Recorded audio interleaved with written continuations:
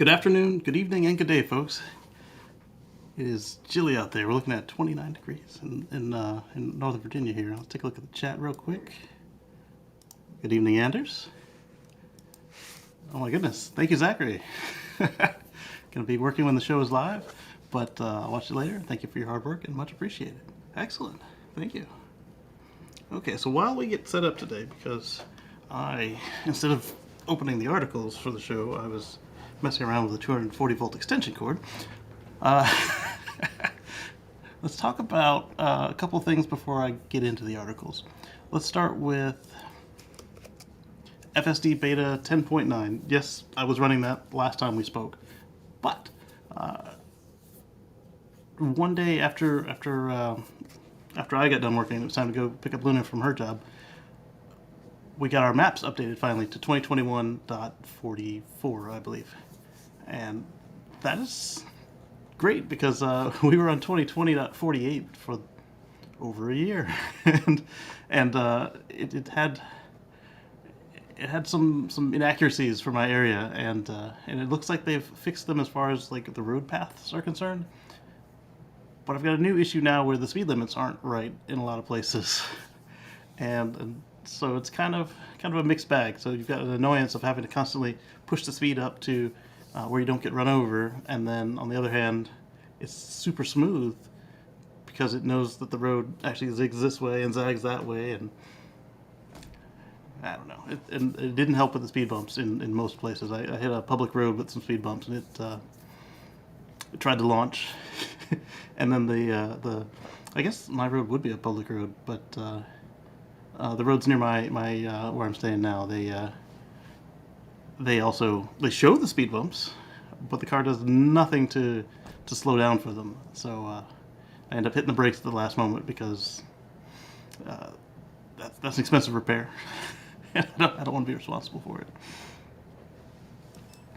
All right, so the other item I wanted to discuss was I saw a discussion last night and this morning regarding how the current political leadership won't. It seems like they're allergic to the word Tesla or Elon, and I want to get your guys' input on how you guys feel about that. One of the arguments that was presented that made some sense to me is, and I really doubt that that's what these folks are doing. I think it's literally just their union situation. But the argument was put forth that some folks, because they're allergic to the word Elon and Tesla, and they start foaming at the mouth, that maybe it's a good thing that they're never mentioned, and that they can just reap the benefits of everything that's being done to help further the spread of EVs, so complete the mission.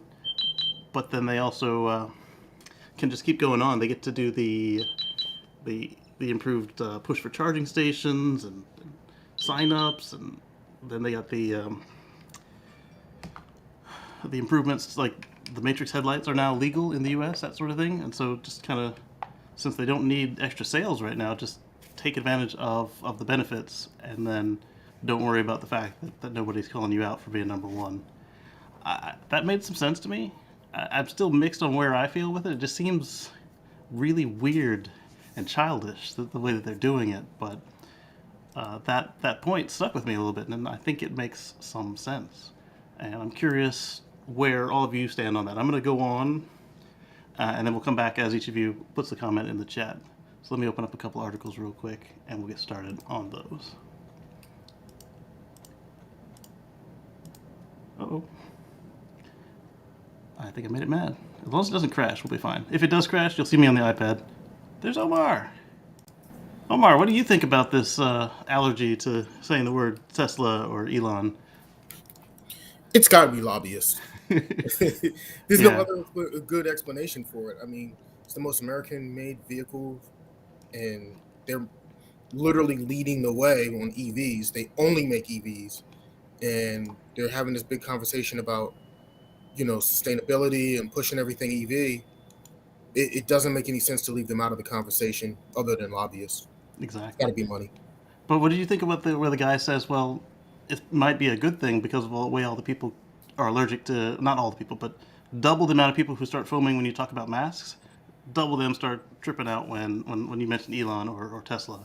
So is it a good side effect that this is going on since the extra publicity doesn't exactly help Tesla do anything since they're tapped out? Honestly, I don't think it matters. Tesla right now is everybody knows that's the vehicle that everybody's chasing, and right now they have more demand than they can fulfill. So it doesn't really matter. It's not like they need the extra publicity to try to drum up extra demand because they can't fulfill all the demand they have now. Right. Yeah. That's kind of how I'm taking it, but I'm also, like I said, it's just weird and childish the way that they were going about it.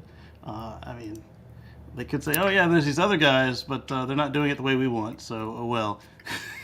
Well, I mean, it does look a little weird, but at the same time, I mean, A, that's politics. But B, the other thing is they're also trying to encourage all the other guys because if you look at it, all those other guys that they're mentioning and they're talking about are all ICE vehicle manufacturers, right? They all Yes. produce gas vehicles. And they're trying to encourage them to get away from the gas and they're saying, hey, kudos on you. You're moving forward in the right direction. You're transitioning over from gas to EVs. Tesla already only makes EVs. So they don't really need that extra push or encouragement. And so there's more than one way of looking at it. So, like the original intent of the participation trophies that they say that my generation is a problem with, but really it's that the parents couldn't take that their children weren't athletes. They prove it Yeah. again. You're number one, Mary Led.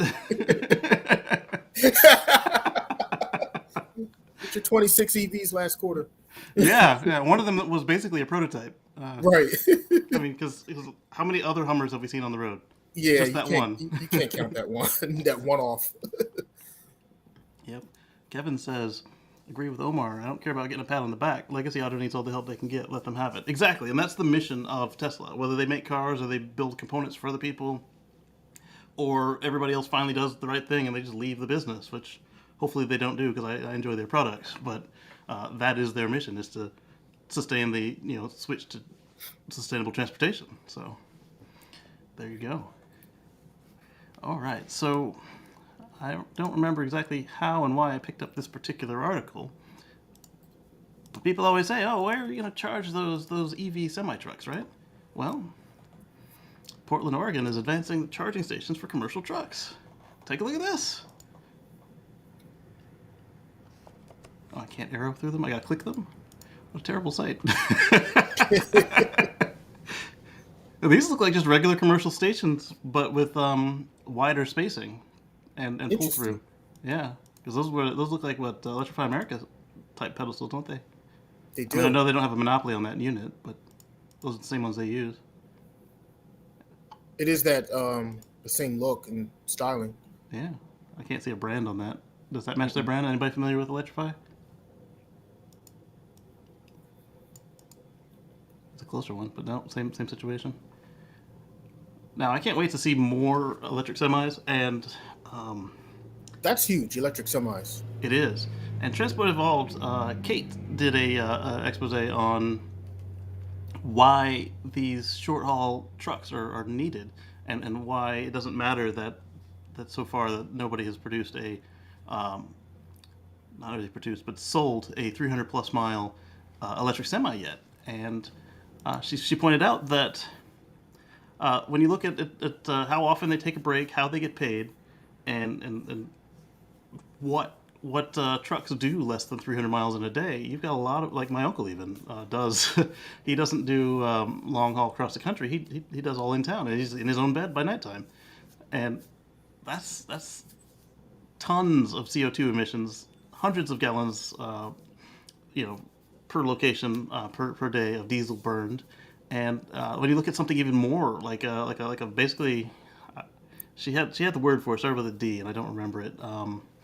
But basically like a little shuttle for cargo and whatever else around, say, a port or just between a couple of different parts, like the Frito-Lay plant we're getting ready to see get their Tesla semis, for instance. They might shuttle stuff around the factory via truck if it's on the wrong side for whatever reason. And you don't need a massive range for that. And your charging is either right there at the depot, at the customer, or in their case, you can use the mega chargers.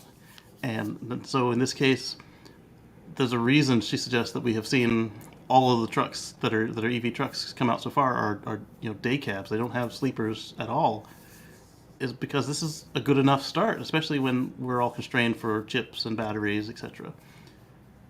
I thought it was a pretty insightful piece because those are very good points. I mean, yes, we do have people who do long range and need to get going, coast to coast. But then there's still the point we talked about where you can only drive so many hours in a day if you're not team driving. And if you're team driving, unless you have 3 people, you can't keep the truck in 24-hour operation. You can only do a good chunk of the day with 2 drivers. And I'm not sure if 3 drivers are still legally allowed to do 24 hours a day of just hauling butt down the road. Obviously, with something critical, you might swap drivers out, for instance, but they still got to do their checks, and they still have to take their breaks. So let's see. And the other thing is, I mean, the more drivers you have, that's less profit because you're paying them. Yeah, you're paying those people wages. I'm pro-union. I think the union provision of design was unconstitutional. Yeah, I don't know that that the way they were shoving that in there is gonna stand, and I understand what unions should do, and I appreciate the ability for people to join one, but I agree that wasn't the way to earn any fans of the of that method of bargaining, and it'll be interesting to see how that part plays out for sure. Let's see. Robert Williams just finished cooking. There we go. Hey, Robert. hope you guys cooked up something good. That's right. Yeah. So these charging stations, now that we're starting to see them all come out, we're not just seeing them attached to the people who own the trucks. We're seeing the mega chargers start to deploy. We're seeing like we're seeing in Portland, and so for all the people saying, "Oh, trucking will never work," like Mr. Bill Gates, for instance, it's never going to work, and then all the people who say you need long haul trucking, we still have trains. They're slow. They're super slow, but they are very fuel efficient, and eventually we will get the long haul trucking solved, just like we got long haul EV solved. So right now the trucks are in their Nissan Leaf stage with their 100 miles or less range. Most of them actually have over 100-mile range, but the equivalent with their less than 300-mile range is the equivalent where we were with the Nissan Leaf with the average of 80 miles per charge. It works out. Those are 1 megawatt chargers. Oh, that's a good point. Yeah, those ones showed more 1 megawatt, and the mega chargers we saw it leaked out that they're actually going to put out over a megawatt, which they were only promising us a megawatt. So that's incredible. That's a lot of power. Yeah. A lot of energy. Now, huh? Now the only thing is, I mean, well, obviously they're semi, so they're gonna have humongous battery packs. So yeah. They should be able to take all that in. Yeah. And take advantage of that full speed. Yeah. I didn't have an article for this one, but a friend. Well, actually, stand by. I can get an article for this one, but let me get there. Yep, I got it. That was quick.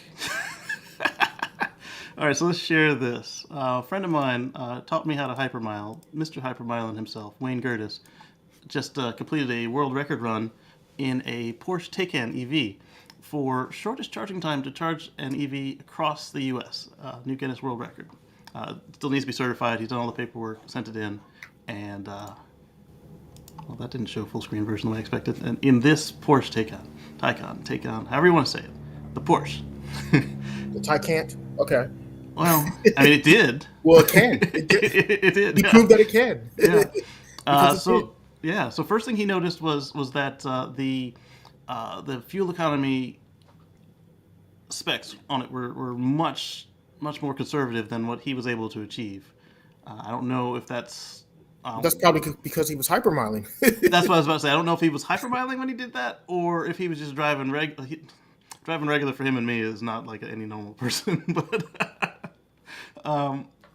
if he was driving more closely to what the rest of us would do, or if that was during hypermon that he got the yeah, he's holy crap. So from 6 to 81% was super fast. And so I forgot where it said how many minutes he spent charging. I think it was like 2 hours. Well, the Taycan is capable of charging extremely fast until you get to 80%. Right, and And that's then all it you drops need. off like a rock. But that's all Right, you really need for a road trip is to, I mean, once you get to 80%, just hit the road. exactly. So he did the internally recorded crossing of the U.S. Between L.A. and NYC at 4.5 hours, and then the Model S did it in 12 hours, 48 minutes, 19 seconds. So the Taycan should be able to do it in 3.5 hours. Well, yes, it should, but watch what happens. Where's my hour search? All right, so the EV6 did it in 7 hours, 10 minutes, and 1 second. So he needed to beat the EV6. Well, Wayne did it in just 2 hours, 26 minutes, and 48 seconds of charging. Hot dog. Interesting. Yes. And now that he is in LA, or sorry, he's in New York from LA, there he's now set Which up route did he take, I wonder? whatever one you have to take to get the record, because it's prescribed. No, I'm just curious as to which highway, if they end up taking 40, Oh, 10, I don't remember. 80 But you have to start in LA and you have to end up in New York City. in New York, right? But now that he's in New York City, that sets him up for another possible record. I don't know that he will how he's going to perform this because he doesn't typically drive fast. But now he could take a cannonball attempt, and he hasn't said he won't do it. So I'll post more about that later today. He wrote cannonball like it's a cuss word. Yes. Let's go to the end here and see if he put anything else. Da, da, da, da. Is that today? We changed the format on this site a while ago, and I'm still not used to it. I've always wanted to do a cannonball attempt cross country, but I've never done it. See, I have this problem with an aversion to tickets.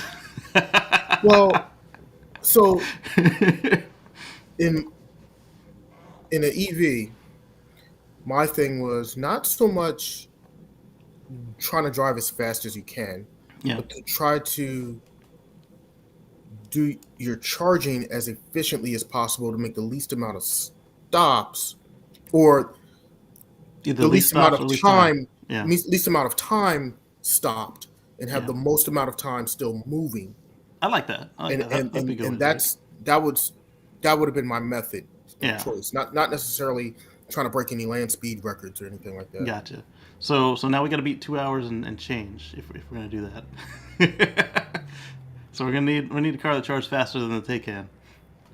Maybe the Cybertruck can use the mega chargers. We'll see. Let's see. Kevin expected it from Tesla. Nice to see those third-party chargers are reaching megawatt. I agree because when you've got a prescribed break, anytime that you're stopped beyond where you have to be stopped, is money. Or in this case of the record, is time that you're not having any chance at doing the record because you're not moving. But they say time is money, and it's true. And let's In the trucking business, time definitely is money. absolutely. And then Robert William had himself a healthy dinner. That's nice. All right, here we go. Here is one on. I thought it was another type of article when I clicked on it. Well, there's a picture of a Polestar or a Volvo. I don't know which. It's hard to tell. I don't see any screened text, so I'm going to say it's a Volvo. Large corporations present EV blueprint to top auto manufacturers. And the Corporate Vehicle Alliance has presented a roadmap for developing EVs that companies need to buy. So fleets buy a huge number of vehicles every year, and they have to turn them. But perhaps they could burn less fuel, do less maintenance, use less parts, and maybe even keep the cars longer. I mean, because right now, so many of the places, even for gas cars, their time to keep the car is way too short because they are operating from a time when if you got to 100,000 miles, the car is beyond dead. And fossil cars right now easily reach 150 to 300,000 miles with proper maintenance. And EVs can do even more. So it's nice to see them specifying what they want, so they can actually get a custom build. I mean, with these being electronic devices, just like we have servers are different than desktops, are different than tablets and phones. You can have a corporate build car, and have it suit your needs.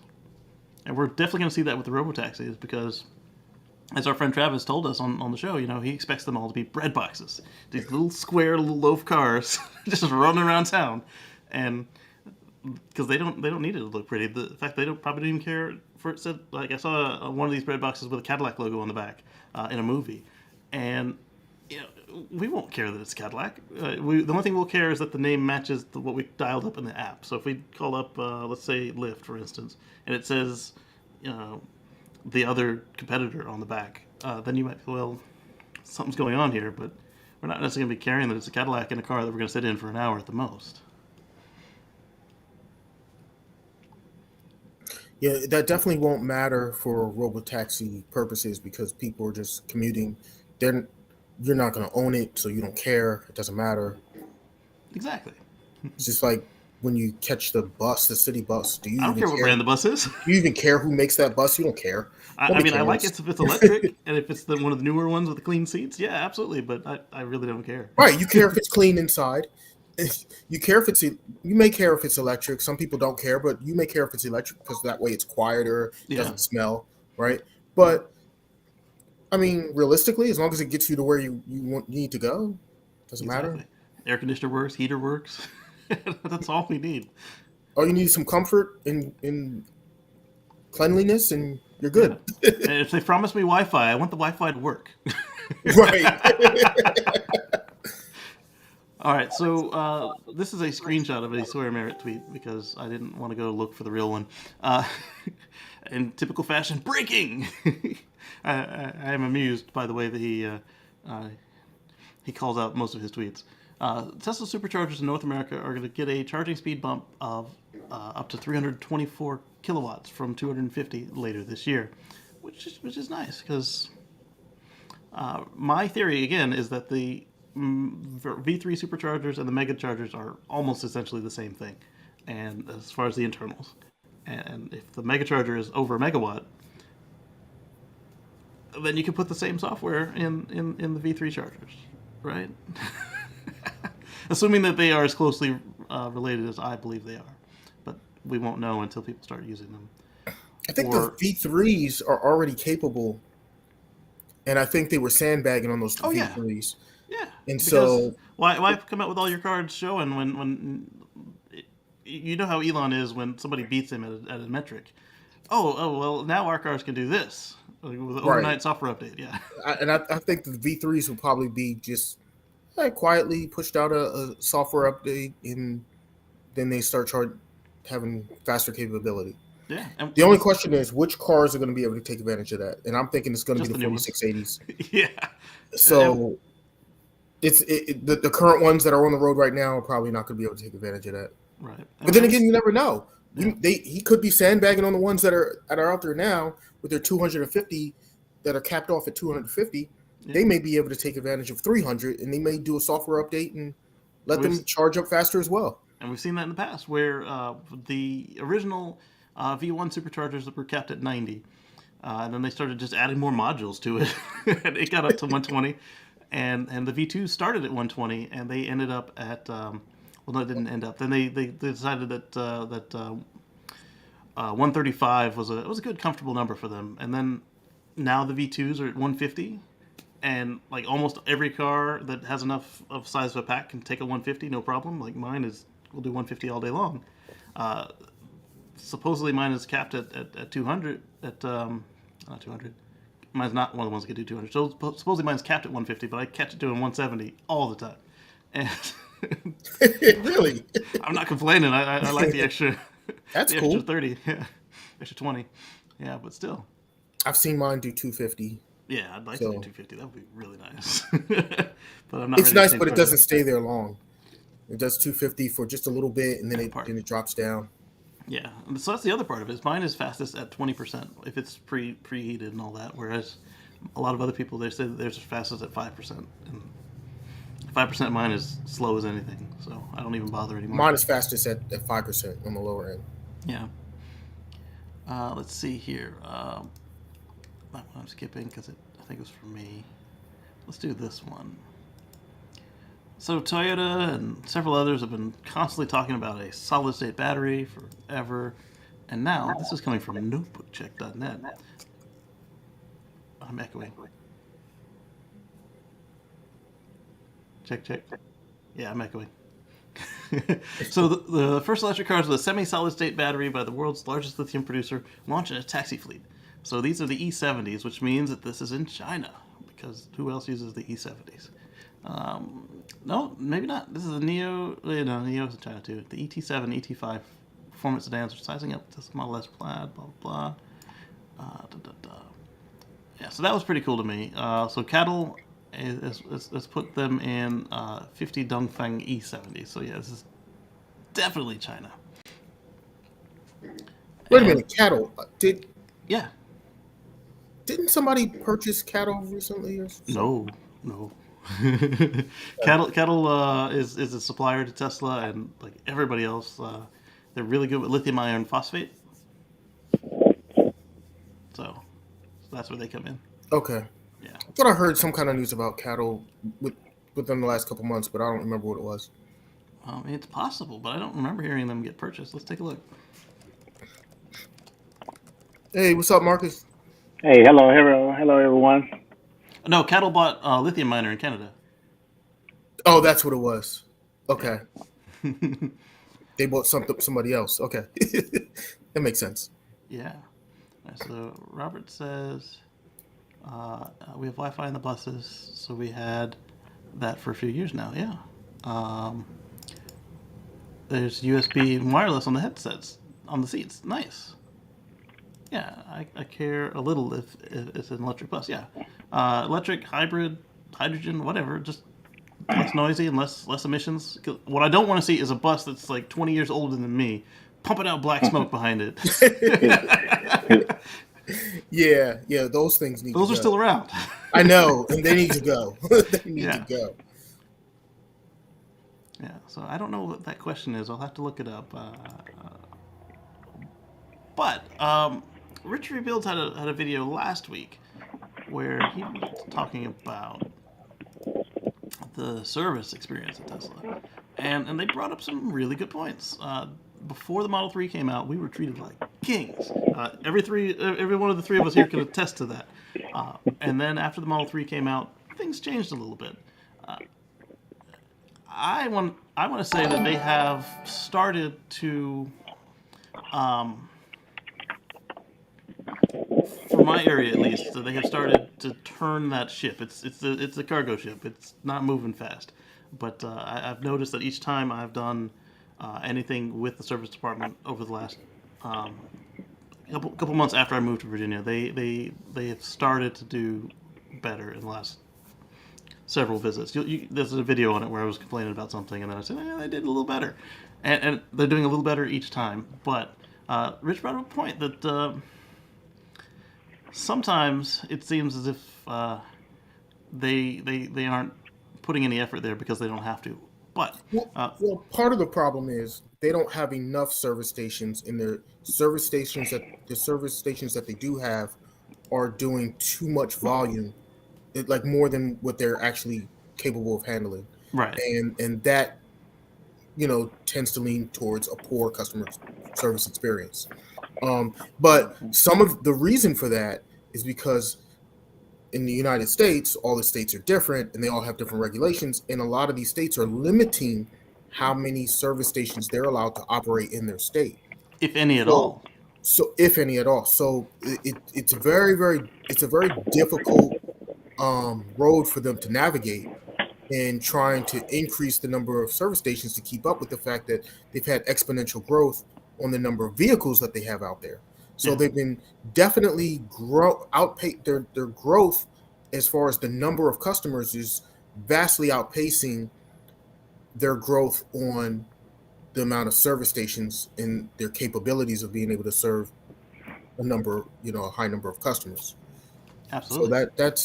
I believe that that's their biggest problem is they're just literally growing too fast for themselves, and part of it is because they're being held back by regulators in different states and stuff, Right. trying to navigate those waters. And the stations they do have are overworked.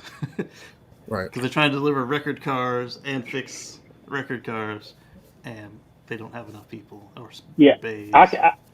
I could be fair. I can't say when I first got my first Tesla a couple of years ago, and I had to take it up. The experience was it was bad, but I'm just speaking for myself. Out here in the Austin area, so far for me, it improved. And the last time Smoke was there for a visit, they treated me like a king. So yeah, and Texas is particularly hard because they're not allowed to operate in Texas, and so they've got this weird sort of around their elbow situation.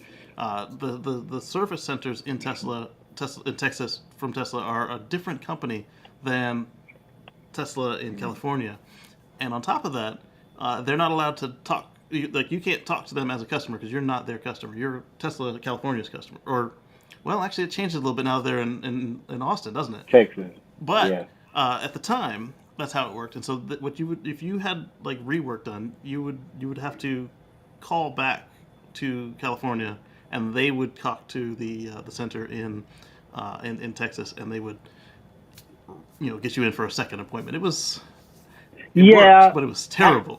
I got now that you say that, there was kind of how it was my first time. That was a little weird because like somebody had called me back. It was a Fremont, California number, but they was communicating for the guys here in Austin at the time and so on. I thought that was kind of weird, but it was a workaround. Yeah, it worked. Good workaround. So again, different states having different regulations that they're very restricted on what they're allowed to do, makes it a very difficult thing for them to navigate. Yeah, and then another thing I want to point out later in the show, this was the first time that Tesla service and support has broken even. That they've always supposed to been break even. They're never supposed to make a profit in service. So I'm wondering if part of the reason they were treating us like deadbeats was because they were losing money. So it's like, yeah, you are taking from us as far as they're concerned, but really it's the right thing to do is to take care of what you promised the customer to do. And it'll be interesting to see how this plays out. And now that they are opening more service centers, opening more superchargers, they're making records with those as well. So we're all watching this, not just because we have the cars. Like I would still watch it if I didn't have one, but I can see it with my own eyes and I can feel it because I'm right there in the service bay. Yeah, and then how was your last experience when you had to take one of your vehicles? It was pretty good. How was your last experience? Okay. Yeah, I was in and out in a day. I did the Uber thing, which I still don't care for, but it is what my it last is. experience was interesting because it was a remote service visit. They came to me. I love those. Yeah, but this one they had to pick the car up, and they can't do that in my driveway. Mine was great. Mine was fantastic because I was at work. I didn't even have to. Yeah. It was easy. So I do want to say, mobile service has always been just another level for me. They've been perfect every time. There was the one time I had a bad experience with mobile. It wasn't mobile's fault. The service center, I don't know if it was somebody new or if they were just too busy and they clicked the wrong button. They told the tech that I was going to be at an alternate location without a phone, with no access, and that they needed to call a separate number for me to meet them at the security gate, lest they get shot at. And they showed up at my house and were ringing the doorbell, and I wasn't answering because I wasn't there, and I wasn't answering the phone because the facility I was at, no phones allowed. And had they been able to see the note, they would have called my desk phone, and I would have picked up on the landline and gone outside the security perimeter and met them. But that didn't happen. So the next day, they did the right thing because somebody with more experience at that service center pushed the right button so the mobile could actually see the note. And I was surprised they were able to get me in the next day because typically you can't get a next day appointment for something that's not emergent with with mobile, and that went much better.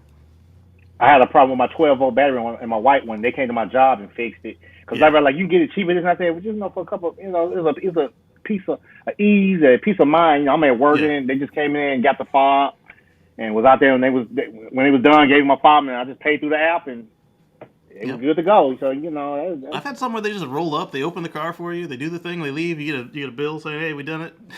Through the app. You look and they did. It feels a little weird, like when they don't call first. It's like, You're right. But it's so much more efficient because I was just working. I didn't know anything was going on, and then I got out and it was ready. So those are fun too. So I want to take a moment to thank Anders. Thank you for becoming a member at the FSD safety features level, and I appreciate that. What was it? It said safety features level, right? Basic autopilot level. Yes. Thank you very much. And we'll get you in on the lead in and lead outs at the end of the. I'll do them when I can get to the video editor. Obviously, I can't do that while I'm live.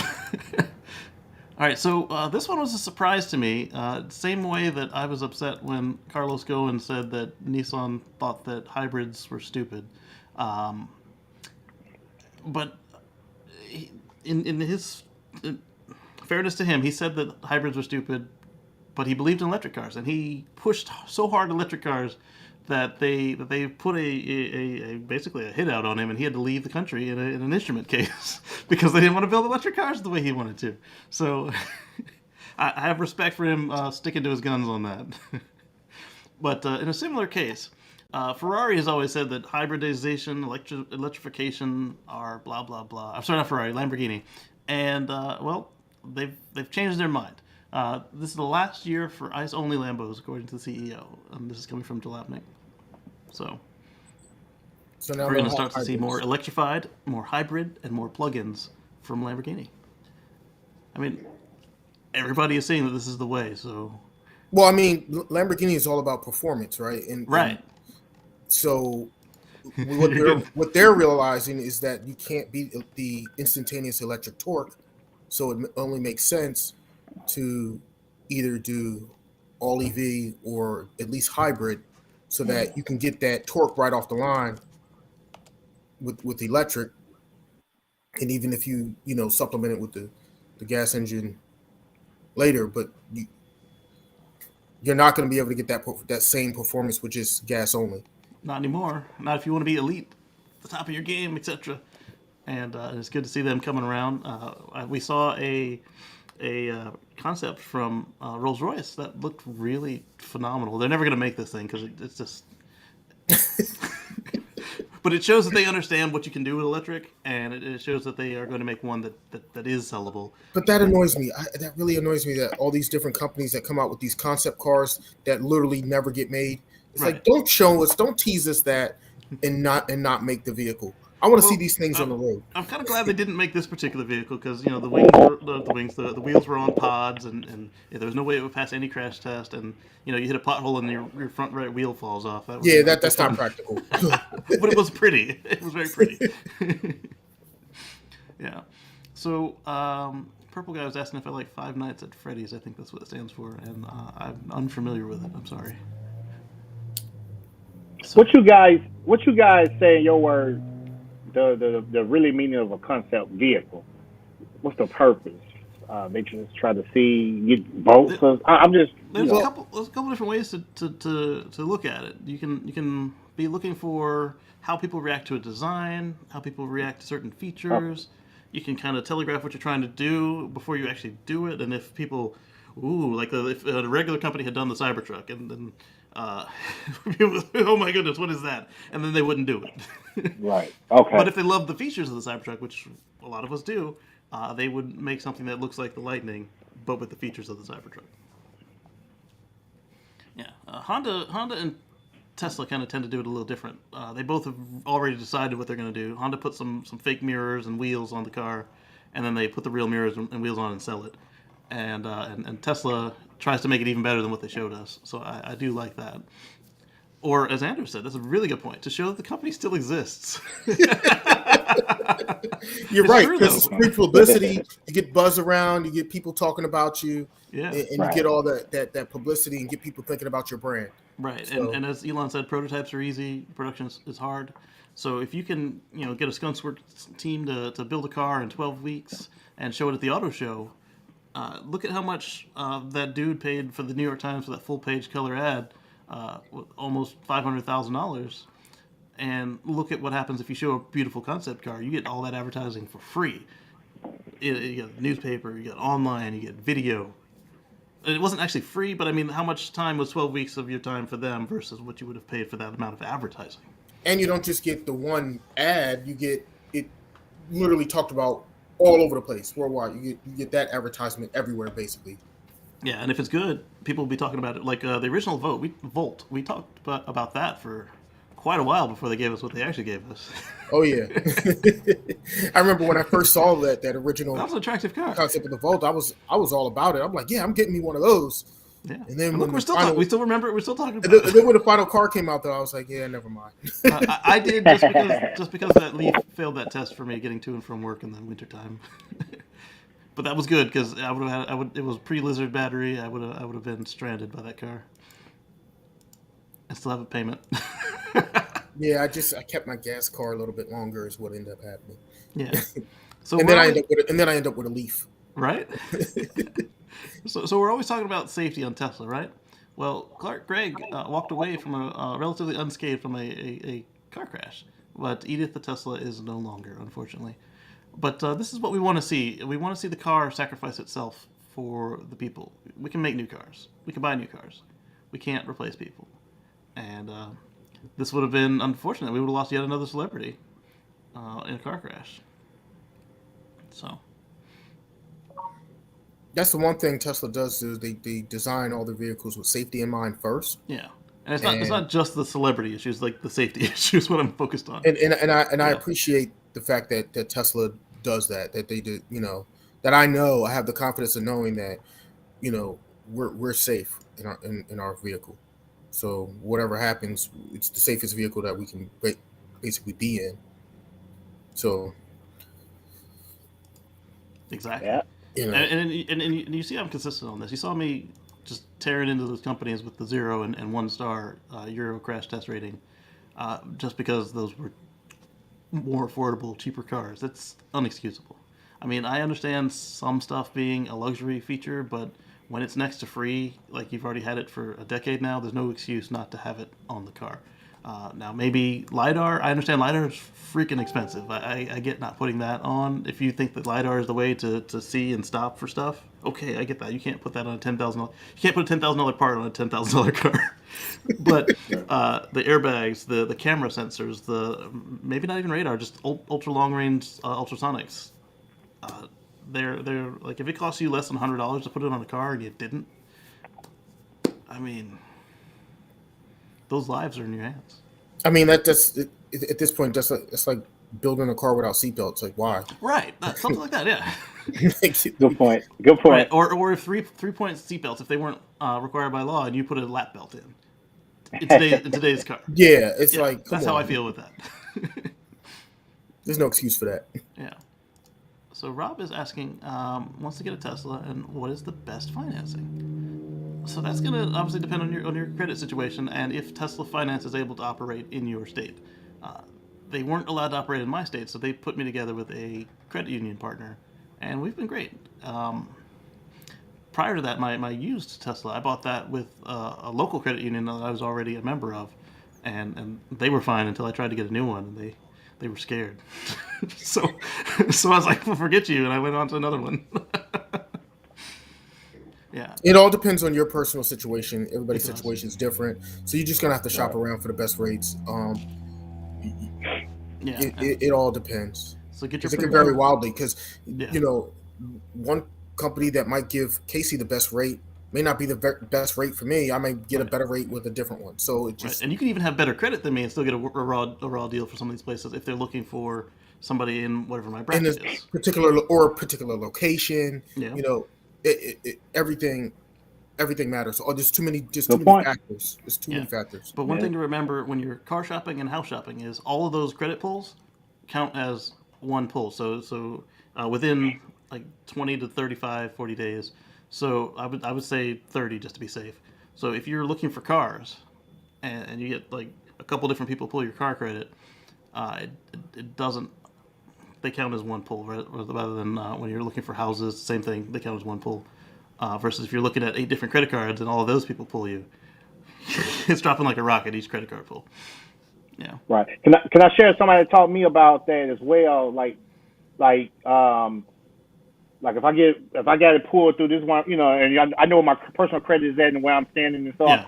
In your mind, you can also ask them before they put, just kind of give you an idea, just so if they can't, not say it can't be 100% accurate until they actually pull it, but you can give them a ball, because I say, hey, I got XYZ, I'm here, this, and this only Right. that I get, just kind of get ideas, so that way, if I want to go with that company. But like you said, everybody's different. All three of us is totally, different situations. Or different, And if you're on the more marginal side, I'm not saying that you are, but for other people who are listening, if you're on the marginal side and you go to look for a car, and you get it pulled multiple places, if somebody was working hard to get you approved, and they see you come across another one, they might not work as hard, or their bank is going to say, oh, well, if I do this for you, how do we know he's not going to go over there and get the car instead? Yep. So they will stop That's a good fighting point. for you. So That's a if good you're point. good and you know you got it and you got options, look around, get the best rate. But if you know that you're a Hail Mary pass, be more gentle with it. Yeah. I've Also, lost some deals for if you are borderline, yeah. try to save up the most money possible Yes, that big you can down put payments. down, Yeah. because when you have skin in the game, banks like that, and you're more likely to get approved, because if you can put a big chunk of money down, then they're going to be like, okay, yeah, he's committed to it, he's got skin in the game too, Yeah. and they'll and then you're likely to get a better rate that way. Yeah, and I've lost a handful of deals where everybody was pulling out all the stops, and then they end up going over somewhere else, and the banker just gave up, because why put the effort in if they haven't picked a car out and decided what they want, they're not going to work with you. So I used to sell cars, for those of you guys who don't know that. the advice that I gave one of my friends who's like really, really shaky with her credit was that, well, the vehicle that she had at the time was still working and she was still able to get around, but she knew it was like, it was getting there on its last leg. And I said, here's what you need to do. Put money to the side, the same amount of money that you would spend on a car note, because her current car was already paid off. So the same money that you would put for a car note, put that to the side for X amount of months, however many months that your current car is going to last, basically. Yeah. And then take that money, and now you have a chunk of money that you can put down. Use that as your down payment money, along with trading in your junker, and then you'll get your car. You'll get approved, because she was very, very scared about getting approved and whatnot, and she ended up getting a newer vehicle. It took her like 5 months or so, but she ended up getting a newer vehicle, which worked out fine, which worked out great for her. Yeah. Another thing to look out for when you're purchasing a car or a house, and I've had this happen to just a small number of customers, make sure that the bank is actually giving the money to the place before you look for new credit. So don't go get a new credit card, don't get a boat, don't get another car until they've actually sent the check to the place for your car or your house, because it's not pleasant when they have to go get it back, because even if you have great credit, but if you were like we said, we change, if that changes your bracket, like you're no longer in what they're approving, even if you have great credit, or they're looking at your debt to income ratio and everything else, or you were in a program where you got this special interest rate and now you're not qualified for that program anymore. They don't even tell you that that's what's going on. Next thing you know, I'm coming up at your door to get your car back from you. It's not fun for either of us. Yeah. Or you've started getting all your stuff ready to move, and oh yeah, we can't sell you this house.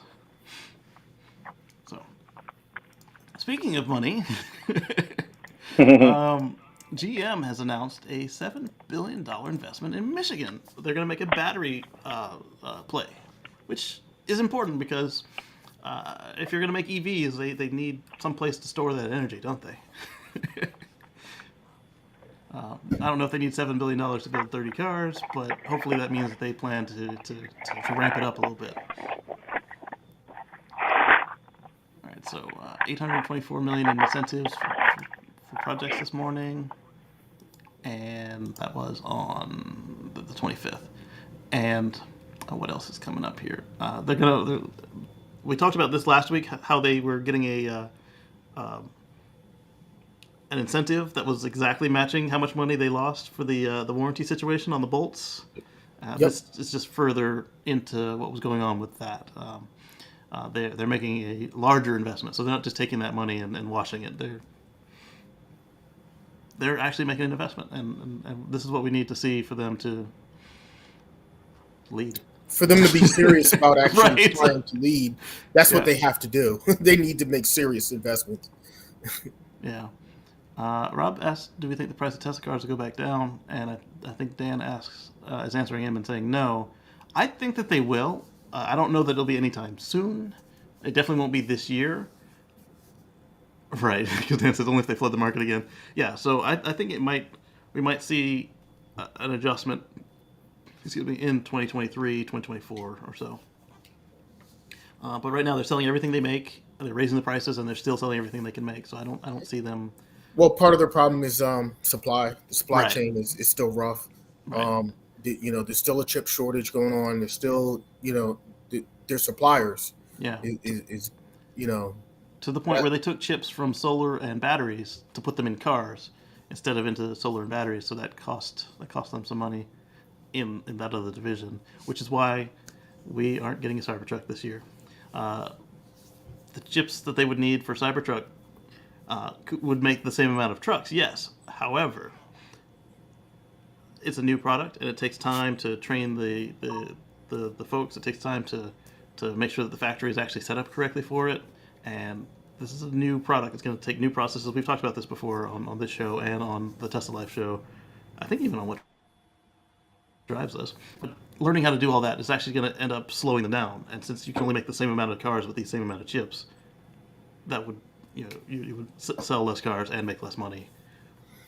And the probably waste some profit margin is going to be a lot lower on the Cybertruck anyway. Than their profit margin is much higher on the Model Y, so they're focusing on that vehicle right now, and it's the most popular vehicle right now. So yeah, and they actually probably lose some chips in the process with the new process because nobody's done it before, right?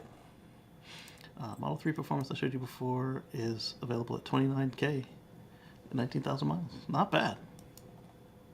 Not bad at all.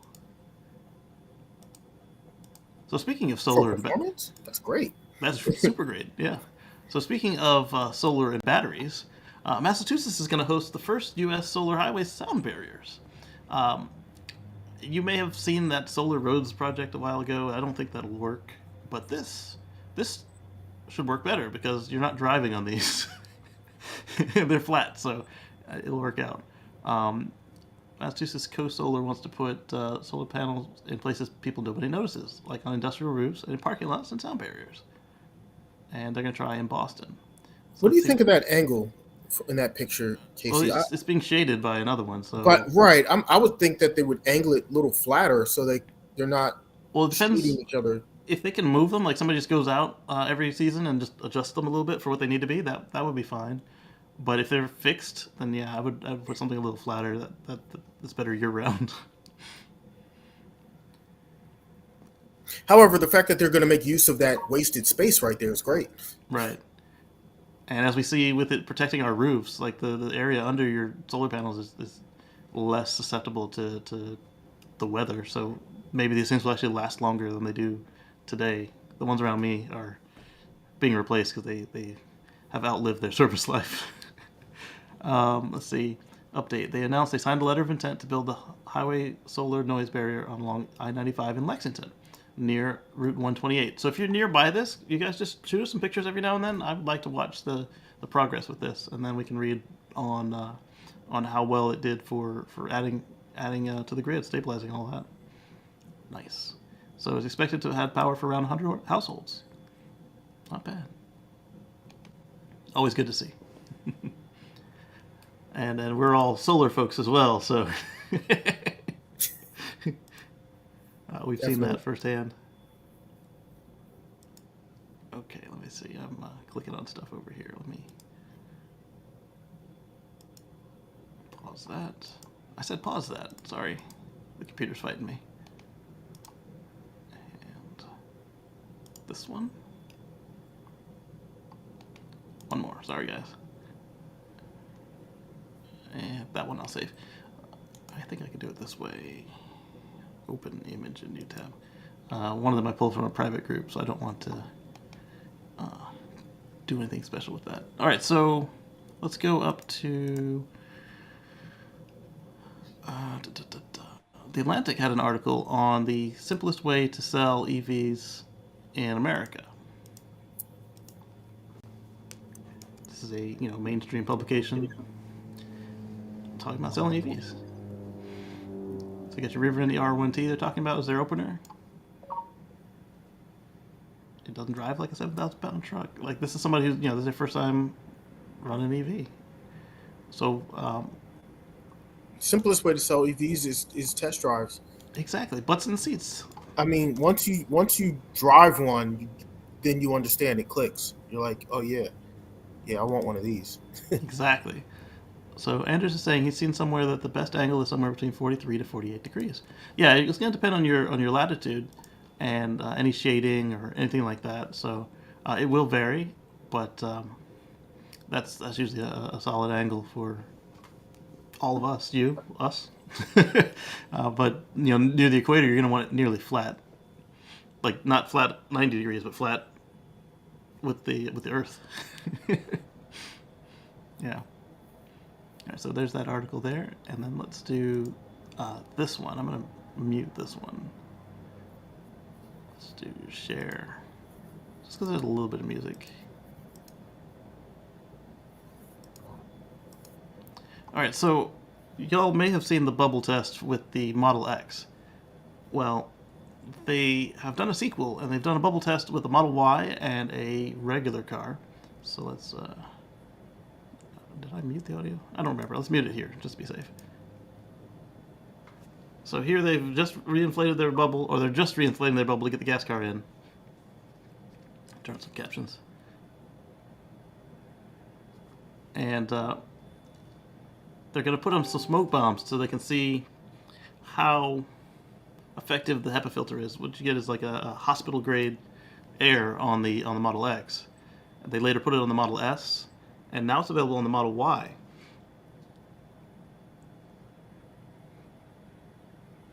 And what you can see here is that, I think I can unmute it now. Yeah. Can you guys hear that? No.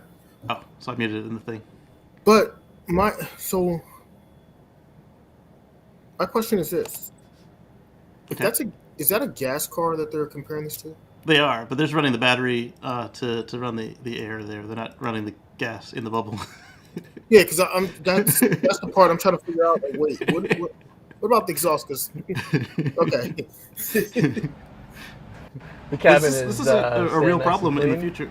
oh, now we can hear it. Yeah, it's a real problem in the future with kids who grew up in electric cars who buy a classic car. Quite a hostile environment. So now I can turn on. This filter is 99.97% effective or better against particles of any size. So the whole inside of that car is completely cloudy. No particulate in the car. And it wasn't safe to put No them red. like They OSHA. didn't car even sit is in that car. clean. They weren't. Right. OSHA That requirements. just shows their confidence that they're confident enough to sit in the Tesla, but they weren't going to sit in the other vehicle. Exactly, and they proved this with the Model X. When they did that test with the X, it actually started to clean the air in the before they ended the test. It was clean enough that they could get out of the bunny suit, and it was pretty cool. I guess in this one they didn't need the bunny suit because of the way they operated it. So I've muted it there because they put the music back. And so he's showing us here how on effective it the is. inlet side of the filter. And let's turn the captions back on. And then then you can see the cabin filter behind the HEPA filter, and even it's got a little bit of pink in it, but it's not as much. And you saw how inside the car there was no smoke, which is the important part. There it is, the original one. Cabin and into your lungs. HEPA stands for High Efficiency Particulate Air Filter. The great thing. I don't know what music they use. I don't want to risk it. And so we've got activated carbon filters, HEPA filters, and it's great to see this on the Model Y. It goes the same thing I was saying, where safety shouldn't be something that is only exclusive to the rich. So now they found a way to get it to fit in the Model Y. That was the problem on the Model X. The reason that the frunk, only the Model X had it, was the frunk on the Model X is huge. Then as they figured out how to shrink it down a little bit, they shrunk the frunk on the Model S and put it in there. And then the Model Y, I do believe they shrunk the frunk again and managed to fit it in there as well. So this is always good to see. And they're putting it in as standard. It's not an optional safety feature. It's just standard. I love that feature in my Model Y. Yeah. In fact, it was optional on the Model X when it first came out. But originally it seemed to be something that they were doing to sell more cars in China, because China was having record air quality days back to back to back. But then it was cheaper to just put it in every Model X. Every Model X that had the then premium, they found the premium in features. California people were using it in the wildfires. All those wildfires out there and stuff. So it turned out to be, a fantastic feature to have. Yeah, and as with the X, where it started cleaning the air on the outside a little bit. Not that it made much of a difference to the environment itself, how much air it was cleaning, but it's always nice to have that. Yeah. I'm gonna have a video coming out. It's kind of funny. I was testing into my car a couple months at an event at the track. I was trolling the people because I was telling, I got help. I got in my smoke. I said I got to put my biohazard sitting on the staging lane so I won't smell all this gas cars out here. I was trolling everybody. They were laughing. It was funny though because I got it in smoke. Yeah, I've done that before too. Right there on the drag strip, and I just I said this is a biohazard. I'm gonna sit in here and protect myself. They were laughing. All right, so let's see what's this. All right, but I do that every time I'm behind vehicles that I can actually see the smoke coming out of the car. I just let me turn that biohazard on real quick. So I don't want to smell that. Exactly. I don't need to. If I can see it, I don't need to breathe that in. Right. Dude, if I see somebody about to give me that smoke screen, I'm like, nope. Hey, some of these guys out here in Texas with their trucks, they love to just make that black smoke come out, dude. It's just those folks rolling coal. Yeah, they can get a ticket for that. It's EPA violation, modifying the emissions of the car. And I've seen regular cops just go up and write tickets for that just because it's an easy ticket. So it's like, what are you gonna do? You modified your exhaust. Usually, if the traffic allows, when I see a truck pull up that I know is going to do that nonsense, I just zip past them, hit that lightning pedal, just boom. Same. All right, so here's a tweet I did find from Sawyer. I don't know if I was already on Twitter or if somebody pointed it out, and I just chased this one down. So he's received some more Cybertruck photos from Giga Texas. This one was after the shareholders call. It's a beautiful truck. I mean, in an ugly duckling kind of way. Right. Yes. So for those of you who are into this styling, it's beautiful. It looks better than it did on stage. You can see for real, no more handles. And somebody pointed out that underneath. And it has a mirror. Well, yeah, it has to for law. Somebody pointed out there appears to be a screen behind the steering wheel, which would be awesome for me. No adjustment. Model X style. Good thing they covered that up so nobody would know what it was. Exactly. I wonder if one of the replies. Yep. So there he zoomed in on what appears to be a display behind the yoke. I hope so. Because I've grown accustomed to it.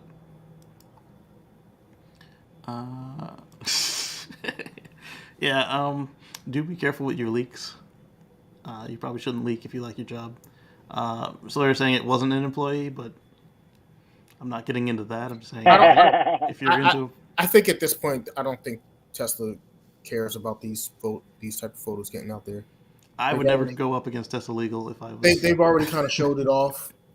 And look how many people they're showing the vehicle to.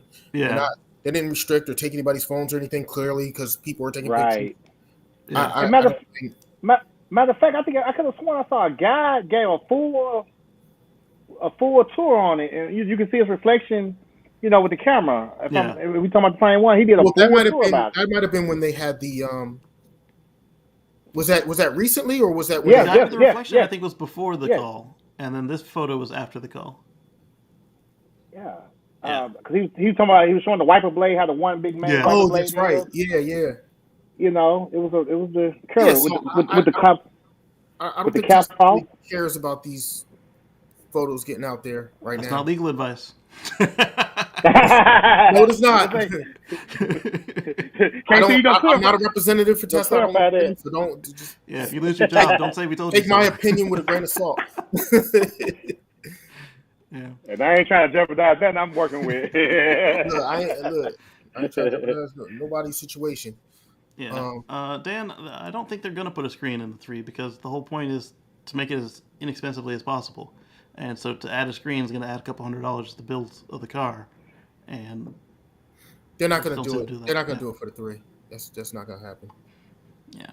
But you'll win over a couple more Model X owners if the transition to Cybertruck is a lot smoother. Because literally, the Cybertruck does everything we want except for that last, the 7th seat. It does everything we wanted when we bought our X. I mean, we didn't buy it for the Gold Wings, or the Falcon Wings, but we like them. We'll Yeah, but make the Because of the Cybertruck's space. still going to have your auto opening door. So That's the part we use every day. I love my auto opening doors. All they need is an auto frunk. I got something on that coming. I've seen some theories floating out there about the Cybertruck frunk, but that still hasn't been shown off yet. We don't know how that's going to go. Right. I think they're keeping it close to the vest for a reason. They showed. Well, they didn't show. They had.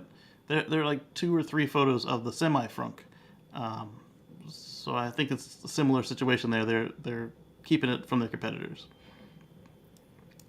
So Robert's saying, I was wondering about the Honda EV in this country. They have no mirrors. They have cameras. Correct. Audi has a vehicle like that as well. One gas, one electric, where they don't have external mirrors in Europe.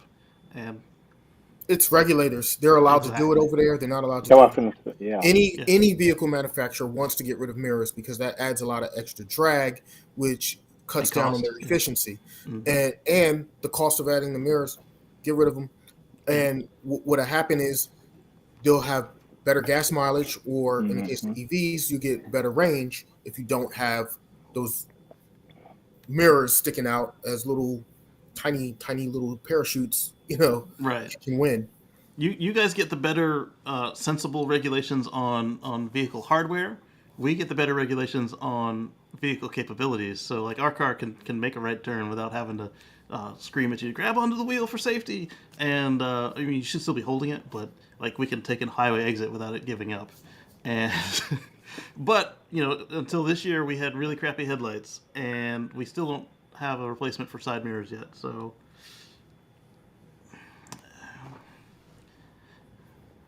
Yeah, I'd wish they move a little bit faster here, but they don't.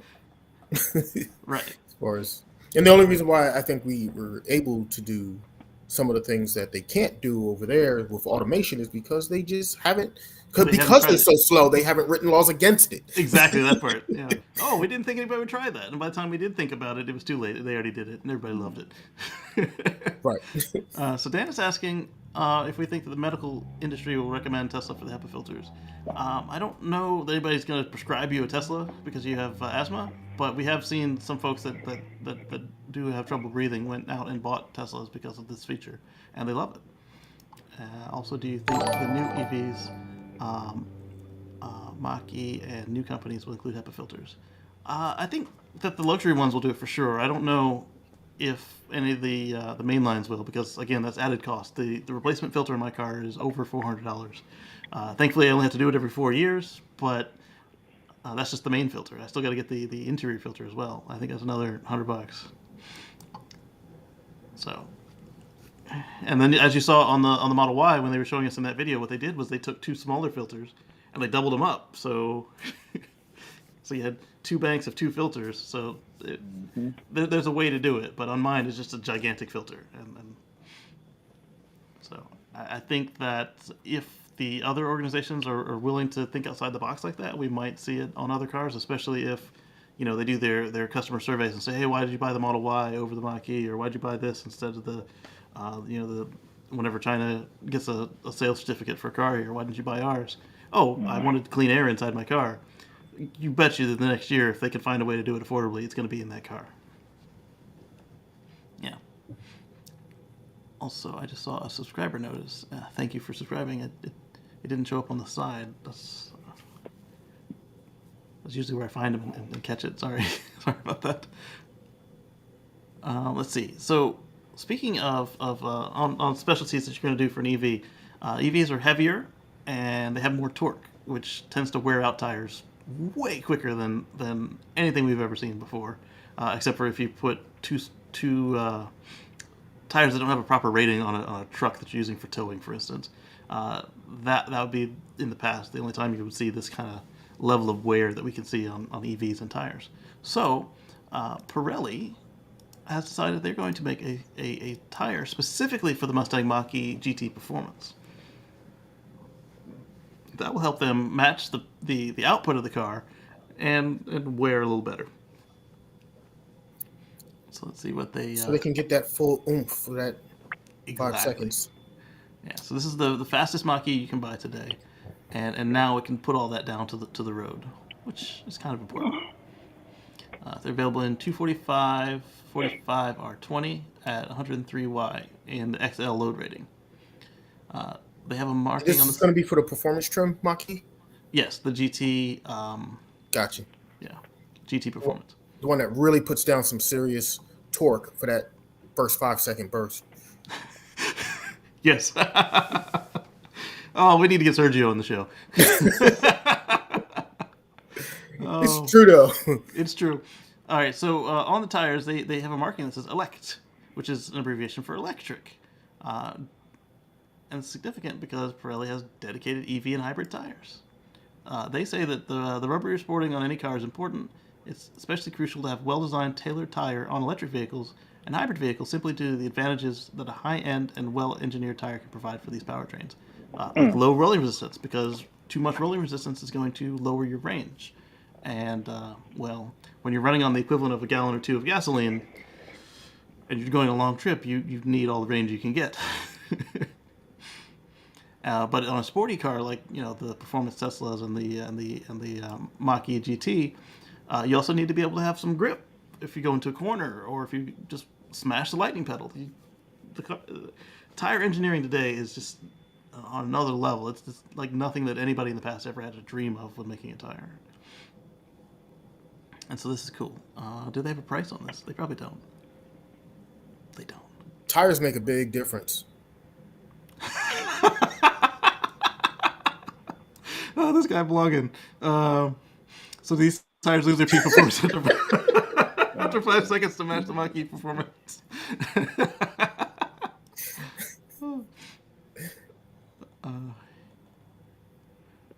No, they do need to match the peak. So yeah, they need to match the peak. But that's a good point. Do they only need to hold it for 5 seconds? Is everybody dogging the Mach-E? Yeah, they are. Yeah, they are. What I'm saying here is if you make it so it can handle the peak, and then Right. Ford either removes the lock or next year's model doesn't have that lock, then you don't have to redo your tire. So yes, it should be able to exceed the 5. Or if you manage to reset your timer, it just needs to be able to handle back to back. So. Hey, you think when they unlock it, they're gonna have to upgrade their brakes too? Oh, good point. Maybe that's why they didn't do it, because then the brakes can't heat up. What do they call this tire model? Pirelli P0 Mach-E. Let's go to Tire Rack and see how much the tire costs. No, I think they did that to protect the battery. Probably so. All right. I don't need a coupon. So let's see the shop tires. I would say 300, 370 to 400 probably a top probably. Probably around 300. I would suspect. 1964 Ford. Let's do a 2022. I don't know if they have a 23 yet. It's going to be Mustang or Mach? Mustang Mach E GT. Performance. It doesn't really matter where I'm at. Oh, you care where I'm at? Yes, you do. Fine. Yes, you do. Pick up a zip code. It don't matter. Put Texas 78750. Listen, just put in 5 digits. It don't matter. Any 5 digits you want. That's true. Oh wow. All right, so 20-inch. Unsure what to select. I'm pretty sure I'm gonna get the stock tires that we're talking about here. And all right, so now we're gonna look for what we can pick. I don't care about price. I mean, I do, but I don't care about sorting by that. So Pilot. They've got a decent selection of tires for this thing. Pirelli P0 run flats. So a lot of these cars today, not necessarily just electric, don't have spares. So that might be something you're interested in. Run flats are heavier though, so they are, and they get have a terrible ride. Yeah. And the handling is worse too. So let's tell it we just want Pirellis because there's 18 of them. There's a lot more than on my Model X. My Model X has like 6 tire choices. 350, 360. Okay. All right, so this is the P0 Blackwall alternate design. They don't have a factory. No, nothing says factory there. So they call it the P0 Performance, right? Oh, I don't want to print it. I hit the wrong key. 0. All right, All Season Plus. I don't think that's it. I would think it would be like a performance tire. So let's go back to page 1. That's a popular brand for them. Run flats. I'm going to guess it's probably this one here, $300 a tire. Max Performance. What was the name of it? What they say the name was it again on the other page? They said Pirelli P0. But this one says Volvo and Luxury. So that's the Volvo's version of this tire. BMW. Let's look for the word Ford. There we go, Ford. Maybe it's not on sale yet. Maybe it just came out and nobody has stock. Because the only place Ford appears is where I was telling them I was looking for a Mach-E. I would say probably it'd be a bump up from the one that they already have at 320. So yeah, that would be my guess. It's gonna be there. Yeah. Taylor Green is the one who subscribed. Thank you, Anders, and thank you, Taylor, for subscribing. I appreciate that. And let's see. Is the driving speed because of the tighter roads? No. It's literally the politicians are afraid of automation, and they don't want the car to be able to turn the wheel more than X degrees, and X degrees is less than the radius of a exit from the freeway. So people bought the car and it was able to navigate on autopilot and get off the road, and now it can't. So they're rightfully upset. Well, yeah, if you have a feature and it gets nerfed and you no longer have a feature, people are going to be upset about that. It's different than if it never did that in the first place. Right, or like full self-driving feature, not necessarily the actual concept of it driving itself for real. If you've bought into that and your laws are preventing it from ever coming close, that also makes you further upset. But that's, again, it's not like you had it and they took it away. It's now they're getting in your way from achieving it. Yeah, but that's horrible too, because if you paid for a feature, you paid for something, and then now the regulators are stopping it from progressing, from your being able to actually obtain it, then that's upsetting. Yeah. Tell me about it. Yeah. They named the tire the Surge. He better get some money for all this manufacturers using his stuff. Those 5 seconds are software restricted. Yeah, we understand they're software restricted, but what about on the tire? All right, so moving on from that tire sidetrack. A friend of ours is over in Japan and sent us this. It says Japan has subsidized their oil wholesalers for the first time to put a curb on the fuel prices. What did he say was like $6 a gallon equivalent? This was. Oh, Is wow. that what that was? Yeah, Oh yeah, that's per liter. per liter. Yeah. Um, and then my response to this was, Japan, don't fall for it. We subsidized these fools ages ago, and they're still in our pockets. They don't even need it anymore, and we're still subsidizing oil. So don't start. Otherwise, you never get rid of them. The beauty is, eventually, Japan will either succeed at their hydrogen folly or they'll go electric, and then it won't matter how much gas costs. Japan's still going Japan is down the hydrogen route. they're the biggest pusher of hydrogen. They'll learn eventually. Yeah, yeah. Notice that the only companies that are still actively pushing hydrogen are Japanese. Honda and Toyota. Toyota is still I think doing Toyota's it. getting away from it, aren't they? They pulled back a little bit. I think Honda is ready to step away. They don't have the resources to keep it up. All right, so this one was one that didn't really bother me that much, but it was one that I would have rather have seen changed. And now it has. So Tesla is appearing that they're going to add a regular horn to the yoke rather than just the buttons. I did like that they made it so if you just smash the whole right-hand side of the yoke, it turns on the horn. You should be able to press the middle right there, Right, and it looks like that's where what they're people doing. are used to and have muscle memory. Right. Yeah. What's up, DJ Clay? Good to see you. Hey, what up? Absolutely. So yeah, like you said, it's not a standard, and even the ones that do have a center horn don't all do it the same way. Like on my Model X and my Model S, you push the edges of the center to get the horn, but that's still a reflex. On other cars, these are horn buttons, and that just does the horn for you. On others, you literally do hit just the center, but Yeah, minus the edges of the center. right, yeah. Why? So I think that would make my transition to the yoke by Tesla easier, and so I was kind of glad to see that. But as Marcus can tell us, he drives this yoke every day, and I bet you he's not had a problem with the horn other than accidentally pushing it. Not really. Not hold on. Not with not even accidental hitting, because after a while you get used to it. Honestly, man, it just takes, like I say, about a week or two, I would say. And like I say, I thought I did it just to see, just kind of like a sudden reaction, and to me, it's not bad what people making it be. It's just people just don't. They just want to find something to just really gripe about or so. Yeah. But it's not like a problem like I thought it was, honestly. Well, most of the people that I've seen complaining about the yoke are people that don't even have the car. Oh yeah, typically. They're speculating, they're thinking and looking at it, but they're not actually speaking from experience, or they've tried it For a out second. once or twice, Yeah. but they haven't actually lived with it day in and day out. So I think you're right. I think it's a matter of getting used to it. We get used to things pretty quickly, and I think it's a matter of we're used to one thing right now, and this is different, and it's just getting used to something different.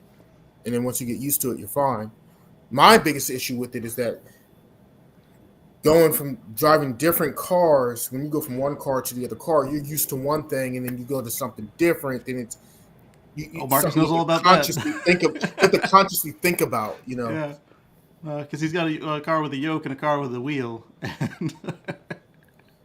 Well, but see, I see what you're saying on that too.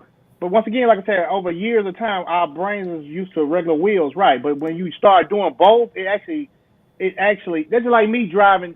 When I used to start really just driving a gas vehicle again, I would sometimes forget to get out the car, just walk away from the car. So I'm so used to just get out my car and just walking away without turning it off now. Yeah. This is like a loud car that I really know is still on, Right. So. Or you get But away as and you far as realize that- that the key is still in your pocket, or you're like, did I turn it off? But Yeah, so DJ Clay is asking about the app update the other day. So on iOS, or if you do the side loading on your Android, you've got an app update where you can see it says charge status. There you go. So you hit charge status, and it will tell you how much you spent on charging. Okay, it gets better if it can't see me. and it'll tell you like whether you charged at home or at a supercharger. So I've done 27% of this period on supercharging, and come on, and so much at home, and I've done 4% away. I've had $200 of gas savings. Oh, now it participates. Great. This is jumping. And why am I showing you the iPad instead of just sharing my phone screen like I typically do? Because I'm not sideloading anything with access to my car on the Android. Sorry.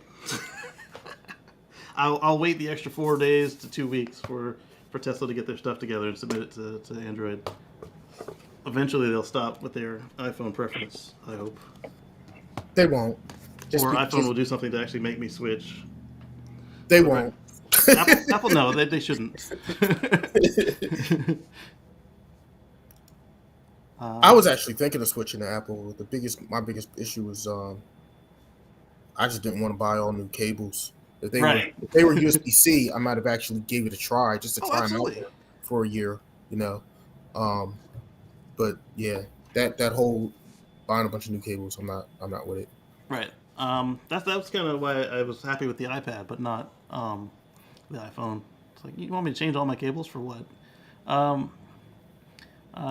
DJ says I need to download it for Android. It hasn't been released. It has been released, but the way that they do the rollouts on Android, unless you're a big company that cares, it's a lot tougher to get a simultaneous rollout on Apple and Android.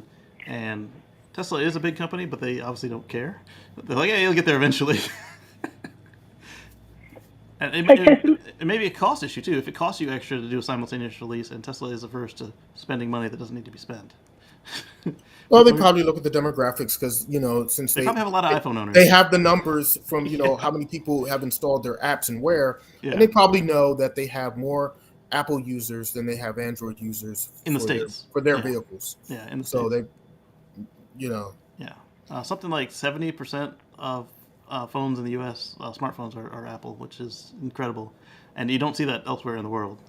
What were you going to ask, Marcus? I just did it out. Yeah. And I see what it is. It says, spent $15. But let me ask you, if you got power walls and so on, like I do, you got to go in and you got to customize your rate plan. And then if your power walls are in the same app on the same car, it'll be automatic. Mm-hmm. You have to set it per car too. So once you set up your plan, you need to then copy that same plan from Smoke to the old one. Okay, appreciate that. It's a pleasure.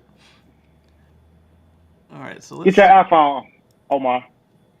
Yeah, it's not gonna happen this year. not here. They've got some stuff they can do to win me, and they haven't made any motions to it. Yeah, they.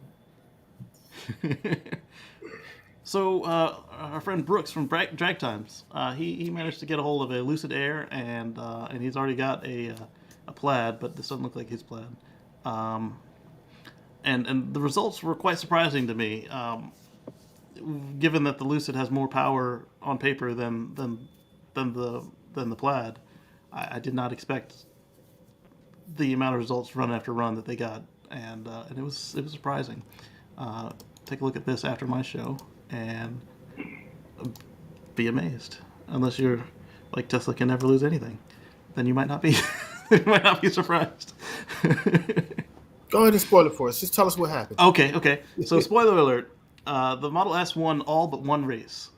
Rolling races, standing starts, launch mode, and the Lucid won one race. And I expected that with it having more power on paper that it would have won more than it did. And it did not. And what's the price of that Lucid Air Dream? A lot. I don't remember. 170. 170. 170 versus 146 to 160? 130, 125, 130. So if you get SSD. So the Plaid is like 140, and the Lucid Air Dream you're looking at 170, and the Plaid is beating the Lucid Air in most situations. Yep, and I loved Lucid's response. And it's more available. that too. I loved Lucid's response. They were like, "Oh yeah, well we built a luxury car. We weren't looking for drag race." You saw that? You saw that? Right. Yeah. You saw that? You saw that? Yeah. Well, if that's the case, then why'd you have 100 more horsepower? That much power? Yeah. We didn't want to play this game anyway. Hey. I think if I'm not mistaken too, they said it wasn't optimized and all that good stuff yet as well. They didn't push the software out there for that as well. You know. Well, what are they Well, gonna I'm say sure when software does make a difference. it does? It does. But what are True. they gonna say when the Plaid gets its tires? Oh Right, yeah. right. What about if when the Plaid finally gets its proper tires and Brakes. and all that? Then what? Well, the brakes are on you, but the tires, that's one that Tesla still hasn't delivered yet. So I wish I could speak on some, but I gotta be quiet. It's hard, but you know. the system wouldn't let me input during the show. Is it back now? I'm guessing because we're talking to you. Welcome, Eddie. Good to see you again. All right, so this one is another one I picked up from one of our groups, and the reactions were mixed. But I was excited because Elon has promised us that Neuralink would be starting human trials eventually. Perhaps this year. And, well, it looks like he kept up on that promise. Neuralink plans to implant chips in human brains to treat neural disorders. And so it's looking like they're getting ready to start their human trials for people with spinal injuries. And that's exciting. That's going to be interesting. I'm actually really excited for Neuralink for that reason. You know, for people that have those type of disabilities. I mean, can you imagine if somebody's unable to walk and then they'll be able to walk again on their own on their own power? Like that's amazing. That's life changing for that. That'll be a humongous breakthrough. That exactly. Without any sort of like assistive, like crutches or wheelchairs or robots, like literally exoskeleton robots or nothing right. like that. Like literally with your own brain power. That'd be awesome. Exactly, their own brain power, their own muscles. So basically, what this will do is you'll get a Neuralink in your brain, and then another Neuralink that's down past the injury, and it will just basically act like a new network cable, basically, and your brain will just send the same signals it's always been sending.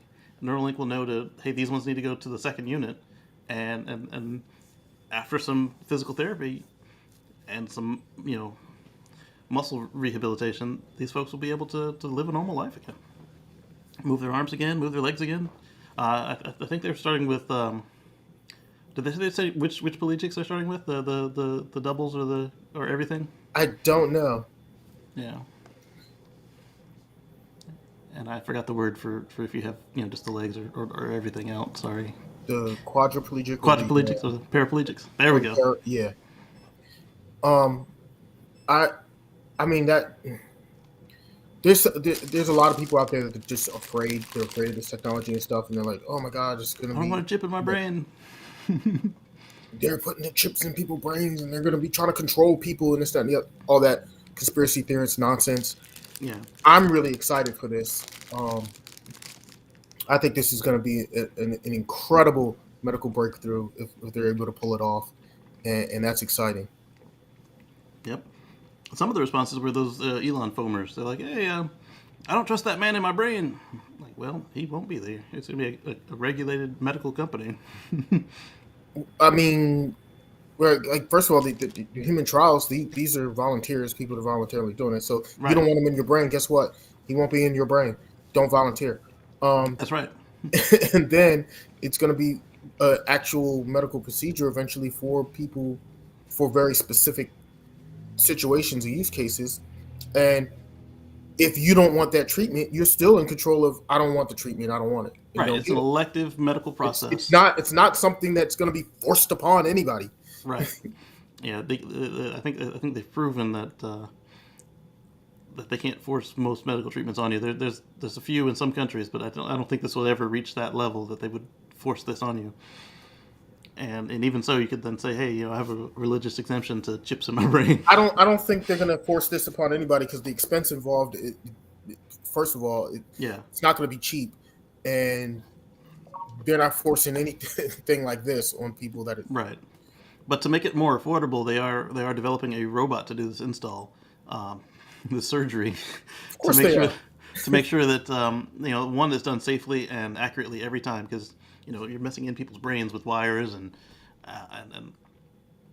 you don't want to make them worse off than they already are. They're already paralyzed, and you could make them worse if you do it wrong. So, Optimists, they got to optimize it. Right, exactly. And I'm excited for that. I mean, people have asked would I go for the elective one later, like when they start to say, hey, you can have the internet in your brain or whatever. I might. I'm a weird nerd like that, but I'm more excited for these folks who aren't going to use it online. They're going to use it just to regain function, and I'd love to see how they like it. And we saw the monkey playing Pong and other games.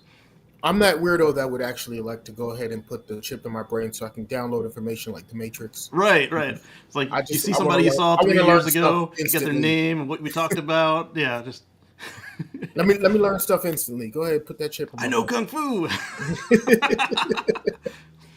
Right. So if that worked off the way that we envision it, I would probably jump in line, spend $4,000, whatever they say it's going to cost, and make it happen. Because no insurance company is going to cover this. Oh, heck no. Well, they might in this case with it being a medical For situation. being a medical procedure like that, yes, but not for something electively Elective. to enhance yourself. No. Right. So my sugar dropped, and I had a cookie, a fudge round. Little Debbie's. It was Little Debbie's. So used to price eat of those sweetened back in petrol the day. 95 octane is 18.9, which is 7.58 US dollars. Diesel is 21.32 for 8.565 gallons. Yikes! And see that's one way to do it right there. What? They're not really subsidizing it. They're letting you see the true costs of what's going on here, and even better, they're using the extra taxes to fund the social good. That diesel price can't be right. Are you for real? $8,000? No, it's a period. It's a period. He converted to period for us on the gas, and then left it as a comma on the gas on the diesel. I see. Okay, I got you. Yeah. So the digit separator over there is a Okay, comma, all right. not a period. Okay. Yeah. I'm like, that can't be right. No, that's perfectly right.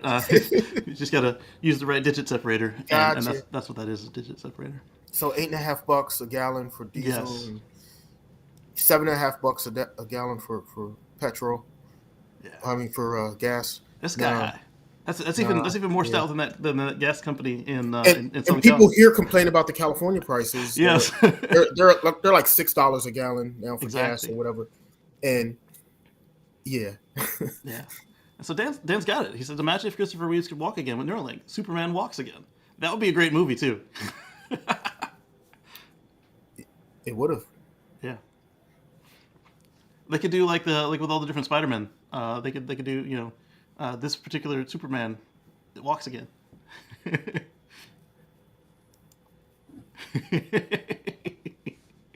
Yeah, exactly. All right, so let's go on to the next one. All right, so we talked about Lambo, but here's another article on it, one that goes into a little more detail. They mentioned that not only did they announce that they're going to do some electric cars finally, the first one will probably be all electric 4-door car, and they suspect it's going to be the Urus. I'm sure I said that wrong. And when you think about it, right now SUVs and crossovers are the best-selling cars on the planet, and they're also the worst gas cars on the planet. So yes, I know. I just ate a cookie.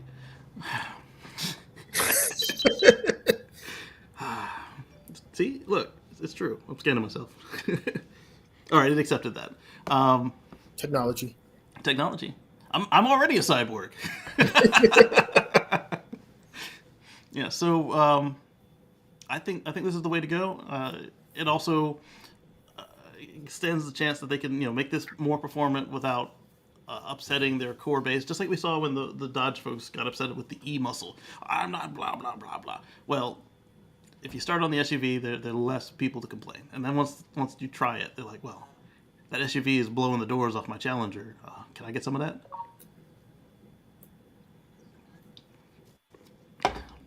Resistance is futile. You must assimilate. Yes. Yeah, mind control and media society. That's where some of these people are going, but I don't think this thing is going to be in write mode anytime soon. It's going to be in read mode, and if you're controlling it, also if you don't charge it, it dies. So There is that. yeah. Eddie says he's tired of the SUV look over and over. Yes, but see, the problem is that all around the world, people like to sit higher. Then you've got people like me where it's more comfortable in the chair seating position than in the legs outstretched position. And SUV is the more popular form factor. it's going to be that way for a while. That's what people like. It would be nice if they did something with the styling, but also at the same time, you have aerodynamics to contend with and safety requirements and packaging. So it does end up looking a little bit derivative.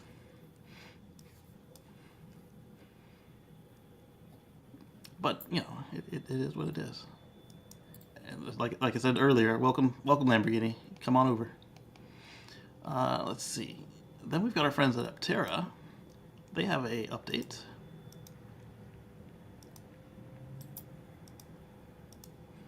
They went onto the track again with their latest updates to the suspension and with their beta vehicles. The Adams. Got music on that one too. This is the weirdest look with it missing all of its exterior panels. Probably easier to adjust stuff this way though. Yeah, so I'm still a big fan of the Aptera, and I have a reservation in on one. Hey, they scroll like I do.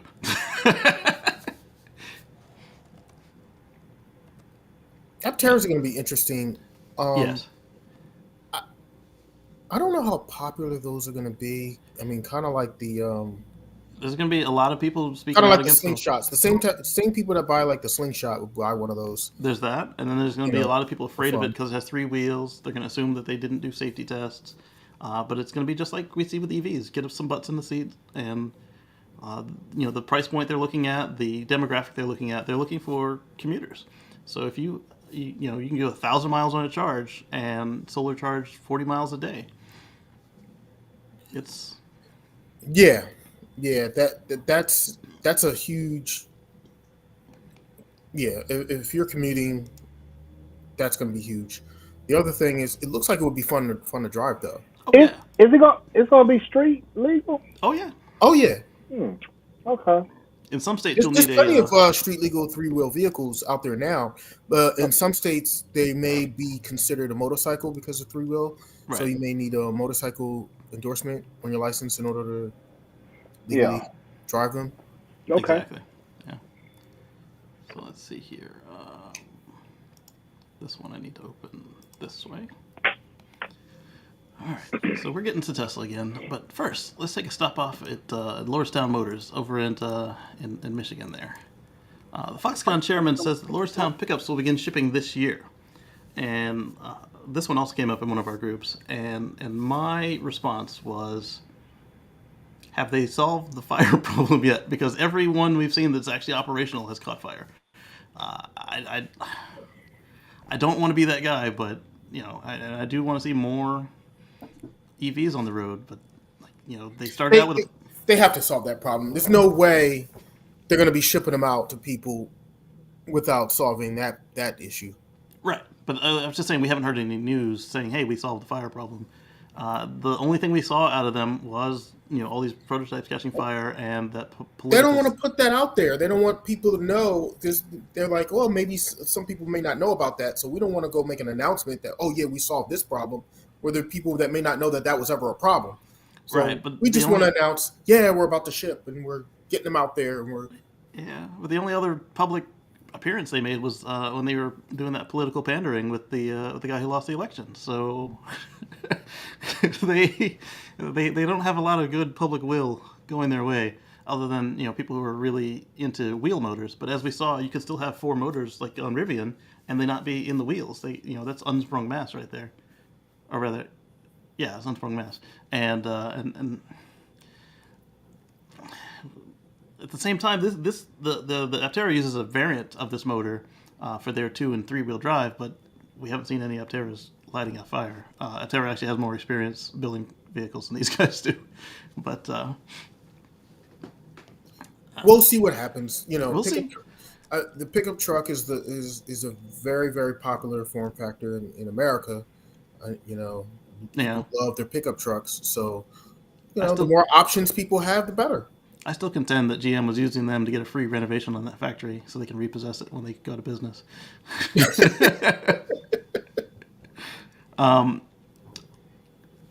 Hey, so they're still going to continue to get free, not really free, but affordable gliders. And I will say that Foxconn does know a thing or two about batteries because who builds all your i Foxconn.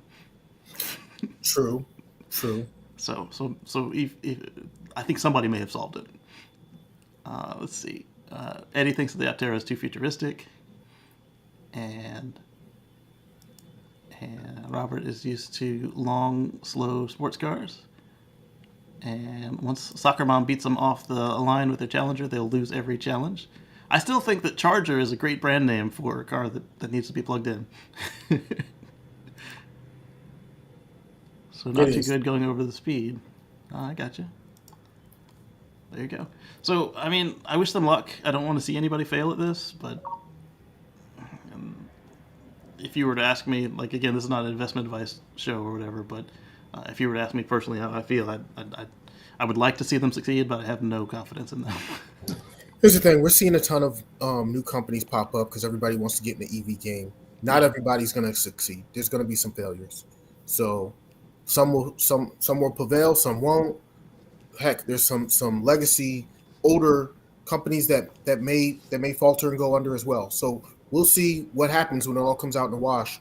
It's going to be interesting. Yeah. All right, let's close this. Open this one. Let's go to space. Let's go to SpaceX. Let's go to space. All right, let's go. So Gizmodo is writing about a SpaceX second stage that's going to hit the moon. And not on purpose. To the moon, yes. So this second stage has completed its mission 4 years ago, and it's just been just kind of hanging out in space, tumbling uncontrolled, and yeah. So this is in February of 2015 that it launched, and I mean, it's just tumbling randomly. Eventually, it's going to run into something, right? So right. Fine, it'll run into the dark side of the moon. Okay. And in a couple of weeks, it's going to hit near the equator of the moon, and that's according to Bill Gray of the Pluto project, the software program for tracking near-Earth objects, comets, asteroids, minor planets, etc. in space. It's fine. There's still uncertainty about the exact timing and location, but the current data shows a certain impact, according to Gray. So it doesn't pose any threat to life or equipment, and at most will produce a new impact crater. I don't know. I mean, does it matter if we hit an old, as long as it's not a historic site, does it matter if we hit anything old? And then there's the Chinese, but they're on the other side of the moon. And even if it does hit in a historic site, I mean, there's literally no people up there. Right. So there's no threat to any life at all whatsoever. Right. But as long as they don't hit that Chinese rover, and it'd be nice to have the footprint there for when we finally get there to look at. I mean, it would be nice if it doesn't hit anything that we put up there already. That we. I mean, it could hit the bags of poo.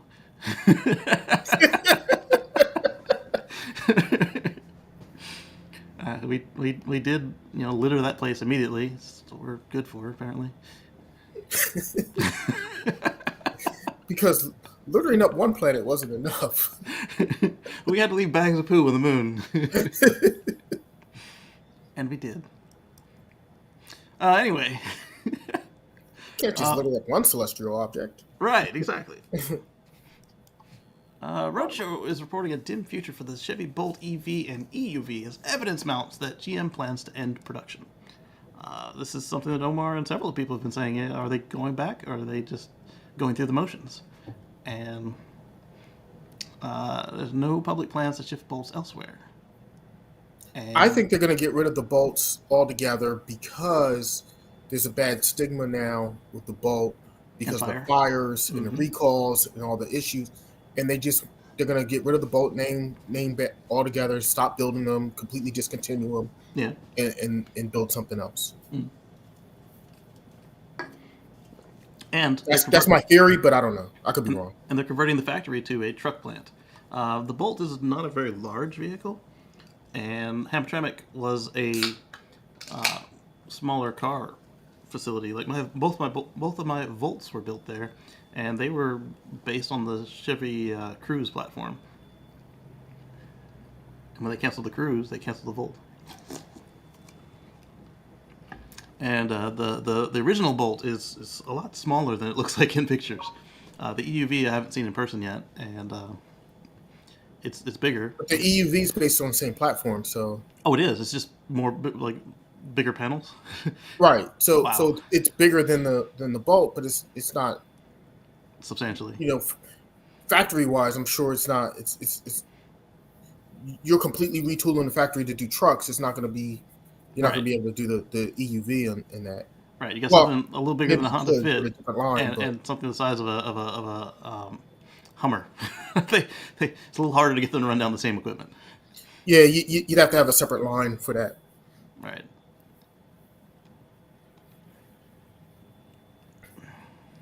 Yeah, the Equinox EV is definitely better looking. I agree with the author on that one.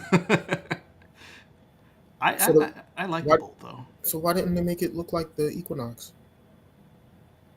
Well, why make it look like it when you've got a whole new car coming out? Oh wait, anyway? they have one anyway. They're doing the Equinox. Yeah. Oh, so then they don't need they don't even need the Bolt. The Bolt EUV because they're gonna have the Equinox. There you go. Problem solved. I liked the concept of the Bolt, but then everything about it has been a disappointment for me personally. I do like the lower price, and I do like that it's easy to park and that sort of thing. But like one of the first things that got me was they didn't include the radar cruise, and they didn't include Super Cruise, and like these are bolt-ons. Just let us pay for it.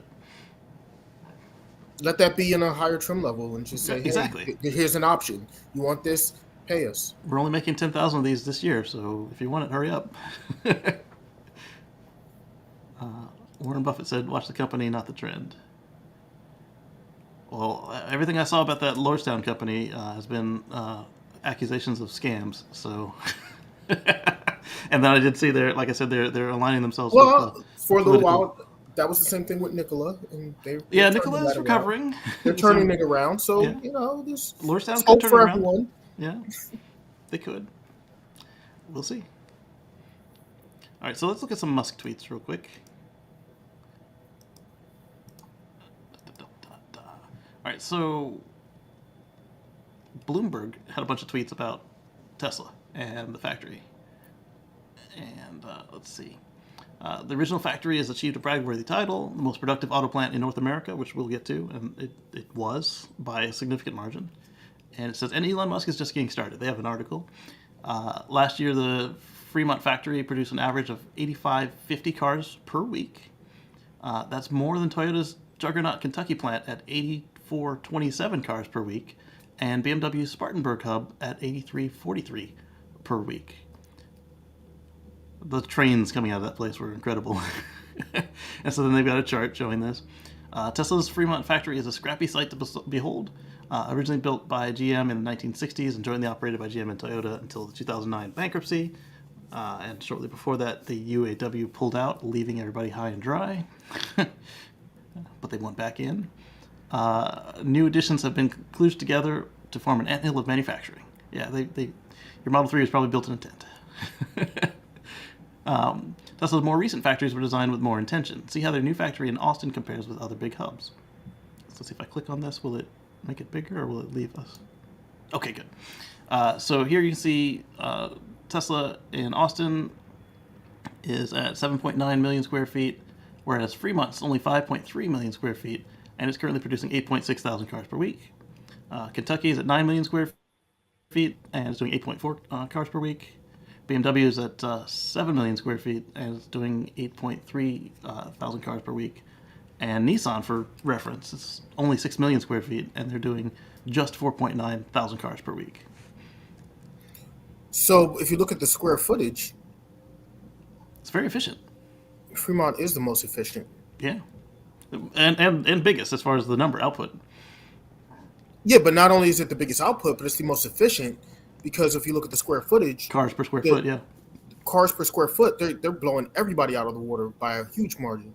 Yeah, and then Texas is built to spec. I can't imagine how many vehicles they're going to be able to spit out of Texas. Right, because Fremont is a mess, and they managed to make it work. Texas is built to spec, so I think that's gonna.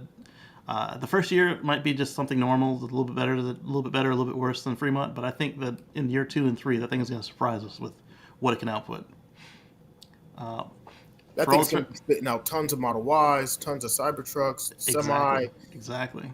Well, we don't know where the semi is going to be, but probably there. Probably Texas. Let's be. Yeah. for all its rapid growth and domination in electric vehicles, Tesla is still just the 10th biggest auto manufacturer in North America. The new plant in Austin should change that. Here's it in progress with a picture. Once Tesla flips the switch on 2 new factories, what comes next? Question mark. Elon says, our biggest limitation with Fremont is convincing enough associates to build cars when they have so many other job opportunities in the Bay Area. Thanks again to the Tesla team for doing the hard work and building real products that people love. I love the way he's always thanking his team for getting stuff done. Do you have any information such as how the cargo, such as blocks of Starlink V2 satellites, will be loaded into Starship? Really interesting to see the cargo door prototype at Boca Chica right now. If the door swings down, that would make it a tad harder to load cargo, I assume. And he says that's a matter of much internal debate. So we got all the car stuff, and then we go to space. Well, yeah, that's how the comments work. This is true. People just throw stuff in there. Oh, he made a tweet. Let me get my comment in and see if he looks at it, sees it, and responds to it. So whatever the subject is, people just throw it out there. Yep. 2 minutes ago, Elon brought up the same subject we started the show with. For reasons unknown, POTUS will never say the word Tesla.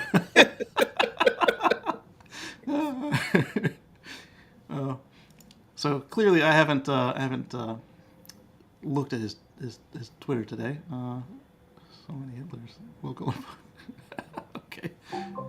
Like you said, he has no filter. 0. Order's been delayed. Wait a minute. What is that picture? It's a picture of something snow. What are you responding to, Elon? What is Are those trucks? Oh, taking your break from politics for a while. Here's a nice photo of trucks. Yeah, but why? Is that a ton of trucks coming out of the factory or something? Like what? Coming out of the factory? Are they stuck? What's the deal? Anybody know anything about this photo? I know nothing about this photo.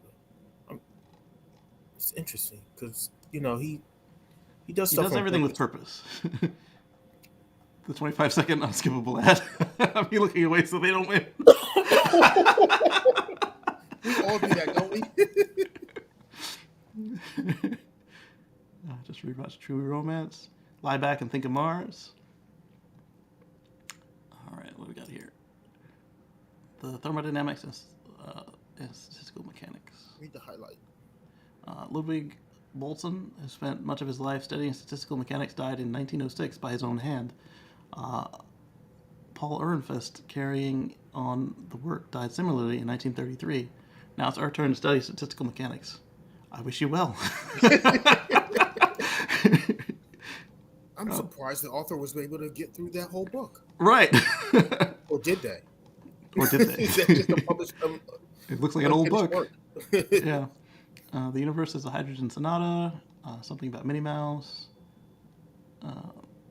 More Elon and COVID. We'll just skip right past that because he's no doctor. Seems the UN hasn't released the 2020 world death rates. That's interesting. Canadian truckers rule. Okay. CB radios are free from the government media control. Okay, I'll uncheck that. You and your weirdness. You are maple syrup. All right, enjoy. All right, here we go. Here's something interesting. Been driving around the latest Cybertruck prototype around Giga, Texas. It's awesome. Society, be yourself. Not like that. Yes, that's true. I'll eat a Happy Meal on TV if McDonald's accepts Dogecoin. Why is he pumping Doge? Like, what's going on? Good tweet. Me and cowards.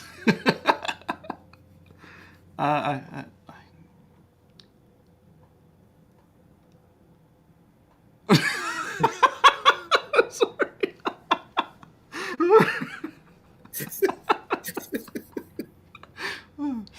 So he retweeted Tesla and the Giga Berlin graffiti art.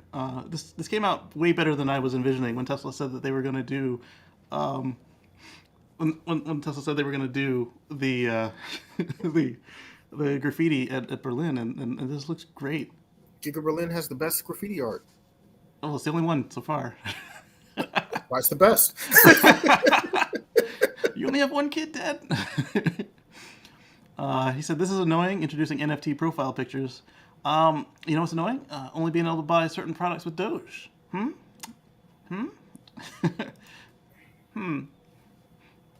right, and then we're back to where we were last week with him, so we'll go ahead and close this. That was funny. This is a funny picture in response to one of Elon's tweets. I've seen this before elsewhere, and she says that Elon is a master of debate. She phrased it differently. I'm not going to say it so quickly because that's what she wants. But yeah, you occasionally see telephone poles in the sidewalk because the utility either came after the fact or wouldn't budge with their right of way. And then I have never seen old trees in there like that, but this is a bike path. Yeah. What in the world? Good luck. That's supposed to be a bike path? It was. Was that? I mean, wow. Yeah. Childhood waiting around for this truck. Adulthood waiting around for this truck. Yes. That's so true. You get a retweet on that one. Oh.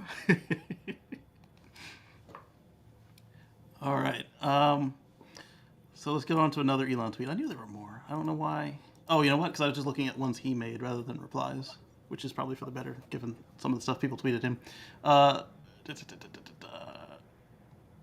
So last week or week before, Tonga had a major volcanic eruption, and some folks called on Elon to supply them with Starlink. And Elon's asking, could the people of Tonga let us know if it's important for SpaceX to send over terminals? And other Omar says, this dude wants some, and gives him a copy of his letter so that Elon can see it. And Elon says, this is a hard thing for us to do right now, as we don't have enough satellites with laser links. There are already geosats that serve the Tonga region. That's why I'm asking for clear confirmation. So I'm guessing this guy is not somebody in authority for Elon to respond to. I guess. I mean, it appears he holds an office. MP, right? So I don't know. So basically he's saying that until they get the laser links, they can't easily reroute. And then somebody called him out for, why are you asking if it can't be done? And where's that at? So he said thanks. And this guy says, well, there's a series going on in Tonga right now. Are they not working yet? Or is it insufficient? These ones, obviously, since they're still in a train, have just been launched, and they're not where they need to be. But these other ones, if he's asking about those, I can understand the confusion, because these look like they might provide coverage. Out of approximately 1,500 sats, how many of them are V2 and have laser links? That's a good question. And then, here's the one. This guy said that he's accusing SpaceX of wait, no, this is a different guy. The subtext being that SpaceX unsurprisingly doesn't have a ground station within a few hundred miles of Tonga, which makes it impossible to serve from low Earth orbit without laser links to route to the nearest ground stations. Another big benefit of laser links.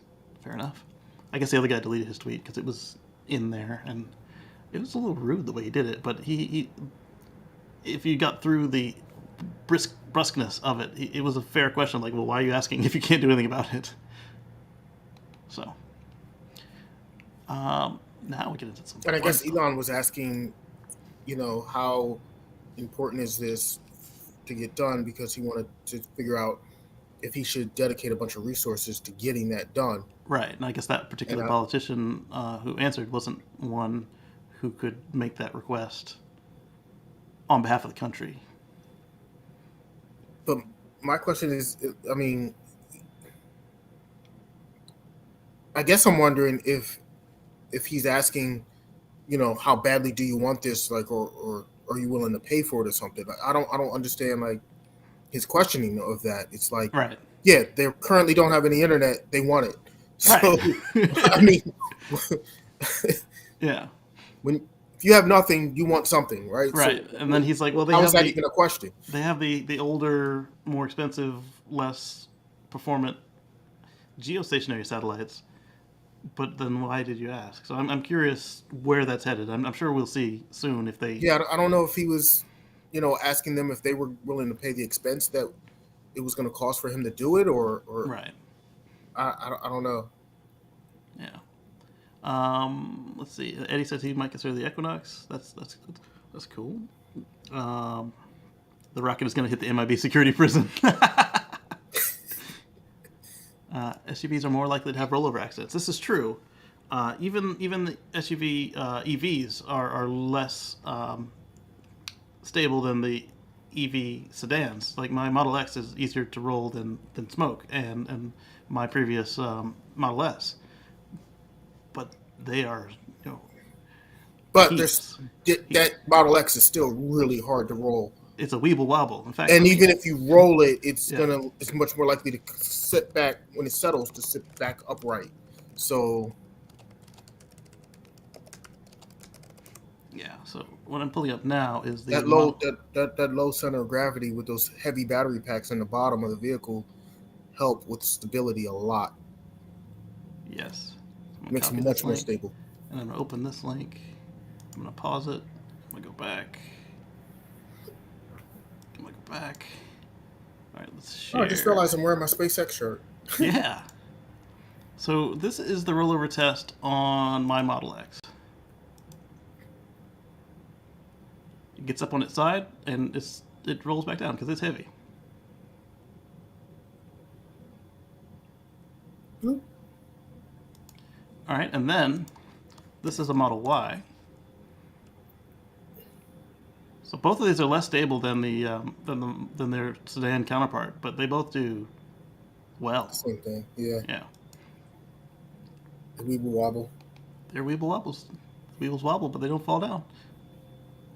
But you know what? What's interesting that slalom test, whatever they call it. Yeah, the Moose test. Yeah, that how the vehicle's performing at it. I mean, it kind of gives you an idea of the stability for you to be able to go. I mean, that I kind of like that test just to show the stability of the vehicles comparing to other vehicles of the same type. Like when you compare like a gas SUV compared to like an EV, the EV is going to be much more stable. Yeah, the Model Y did good on the Moose test. I was looking for the Model X Moose test. I think we showed the Model Y Moose test. Model Y did great on it. Yeah. Tesla Model X and Moose test don't make such a great combination. All right, let's take a look at this. I mean, Model X is kind of huge. She's a chonker. Model X, much like any other Tesla vehicle and most EVs, in general, is a very stable car. Having the heavy battery pack so low made Elon Musk claim that they failed to tip the X over in companies' inside tests. And as we saw on that vehicle, on that video of the test, they did get it on its side, but they weren't able to keep it there. In fact, they had to strap it to a beam and flip it that way for their rollover test. All right, so we got some photos of the rollover test. Looks like it picks up a little bit. I've got 20s on mine though, so that may change how it behaves. I don't have the 22s. Do they have a video? They do have a video.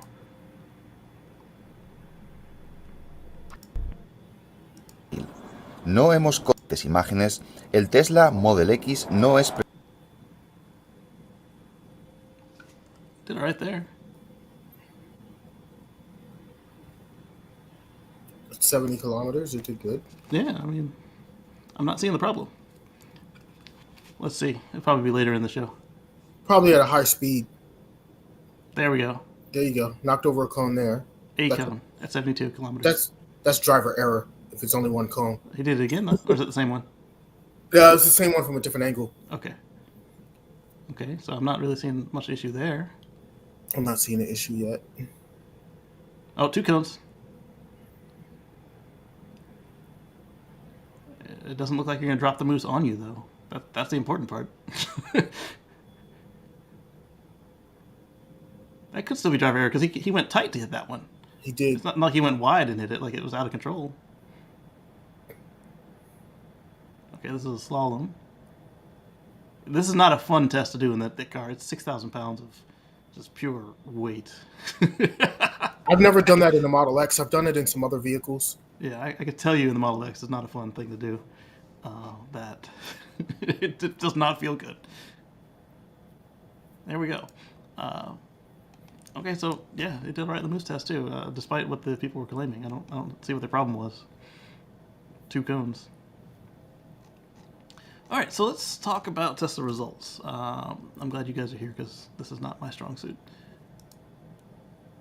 Robert Williams says the elk test, then the moose test for the windshield. All right, so this is for Q4 2021 for Tesla, and that includes their, let's zoom out a little bit, includes the year end as well. All right, so they had good cash flow, they had profitability.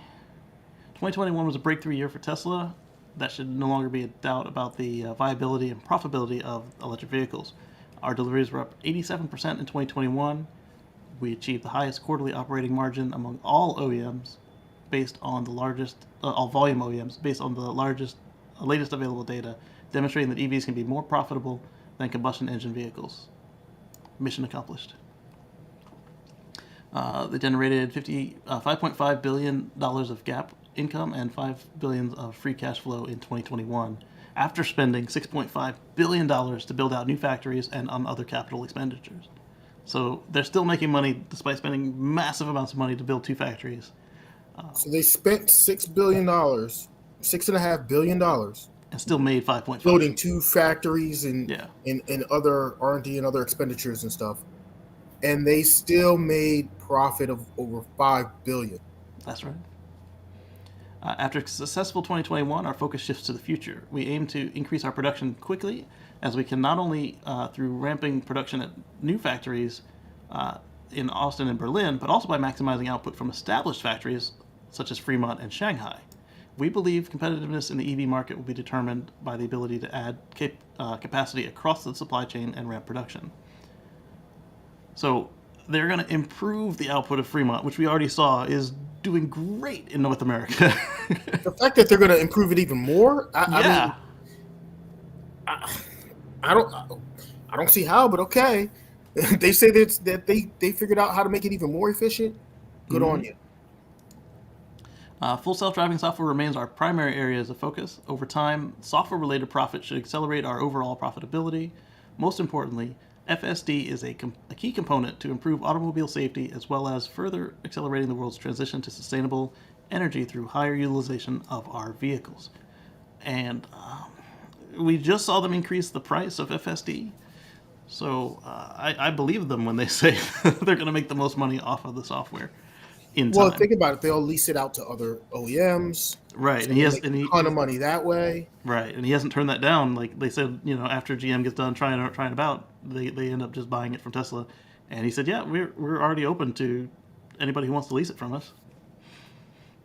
So, or license it from us, I should say. While 2021 was a defining year for our company, we believe we're just at the very early stages of our journey. Thank you for being part of it. Is this the one where they talked about Surface? I don't think so. Was that on the call? Maybe it was on the call. So then we've got the numbers. You can pause it here and take a look at the numbers if you like. Or you can look them up. Wait, let's see. Was there anything I wanted to call out on this? No, it's another page. All right, so here's another one. You can pause on that if you'd like. Here we go. So here's some more English summaries. The revenue growth was in vehicle deliveries and in other parts of the business. They grew 65% year over year in Q4 to $17.7 billion of revenue. Revenue was impacted by the following items, which was the growth, the profitability. Our operating income improved to $2.6 billion in Q4 compared to the same period last year, resulting in a 14.7% operating margin. This profit level was reached while incurring the SBC expense attributable to the 2018 CEO award of $245 million in Q4. I mean, how would you like to hit your bonus level and just get $245 million in stock? But at the same time, he also didn't have any salary. So if he didn't, he didn't make any money. Driven by the two financial operational milestones of becoming profitable, year-over-year operating income was primarily impacted by the following items. Further growth per vehicle cost of goods reduction, so they made the cars cheaper to manufacture. Growth in vehicle deliveries, they made more of them.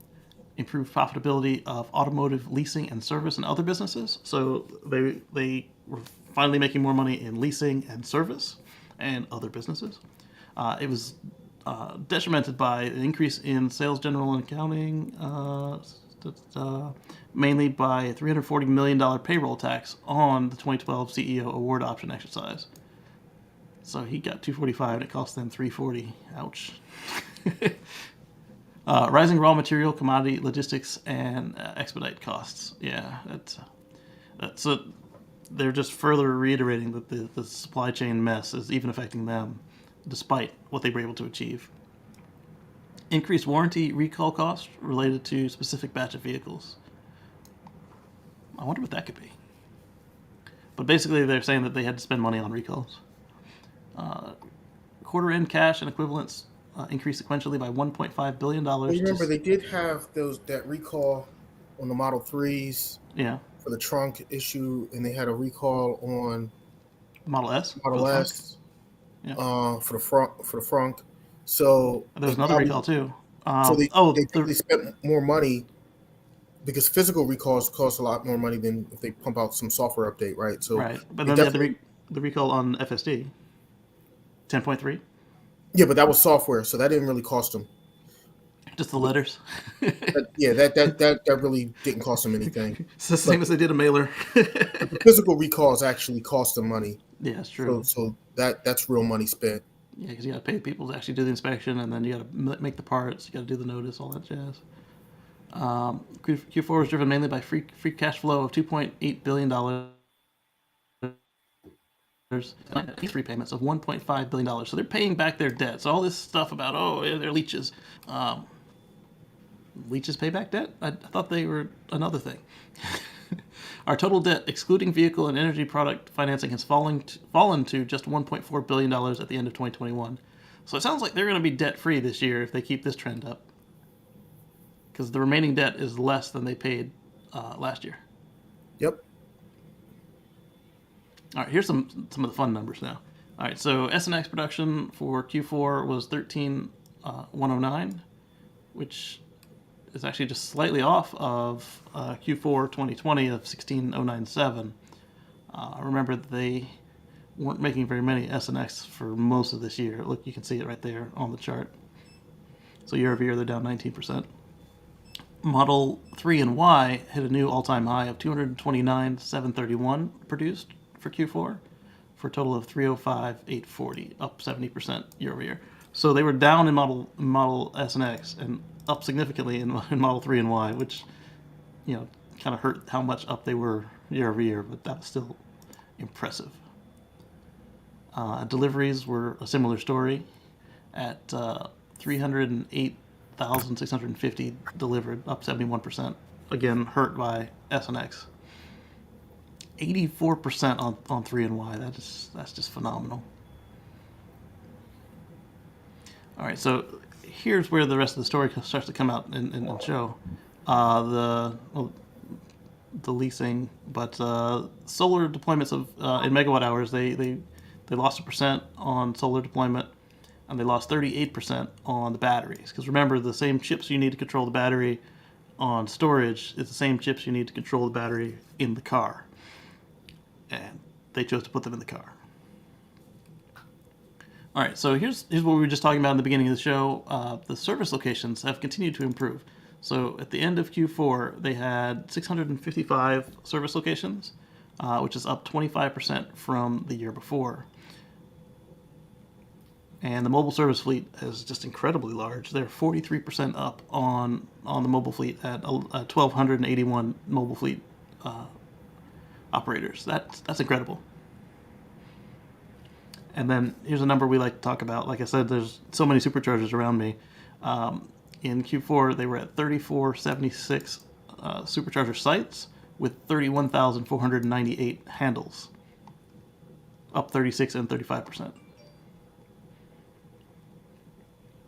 All right, and then they can compare years over years. So for 2021, they were up 83%, almost a million cars. We were talking about that earlier when they released those numbers. SNX did terribly, down 55%, even over 2017.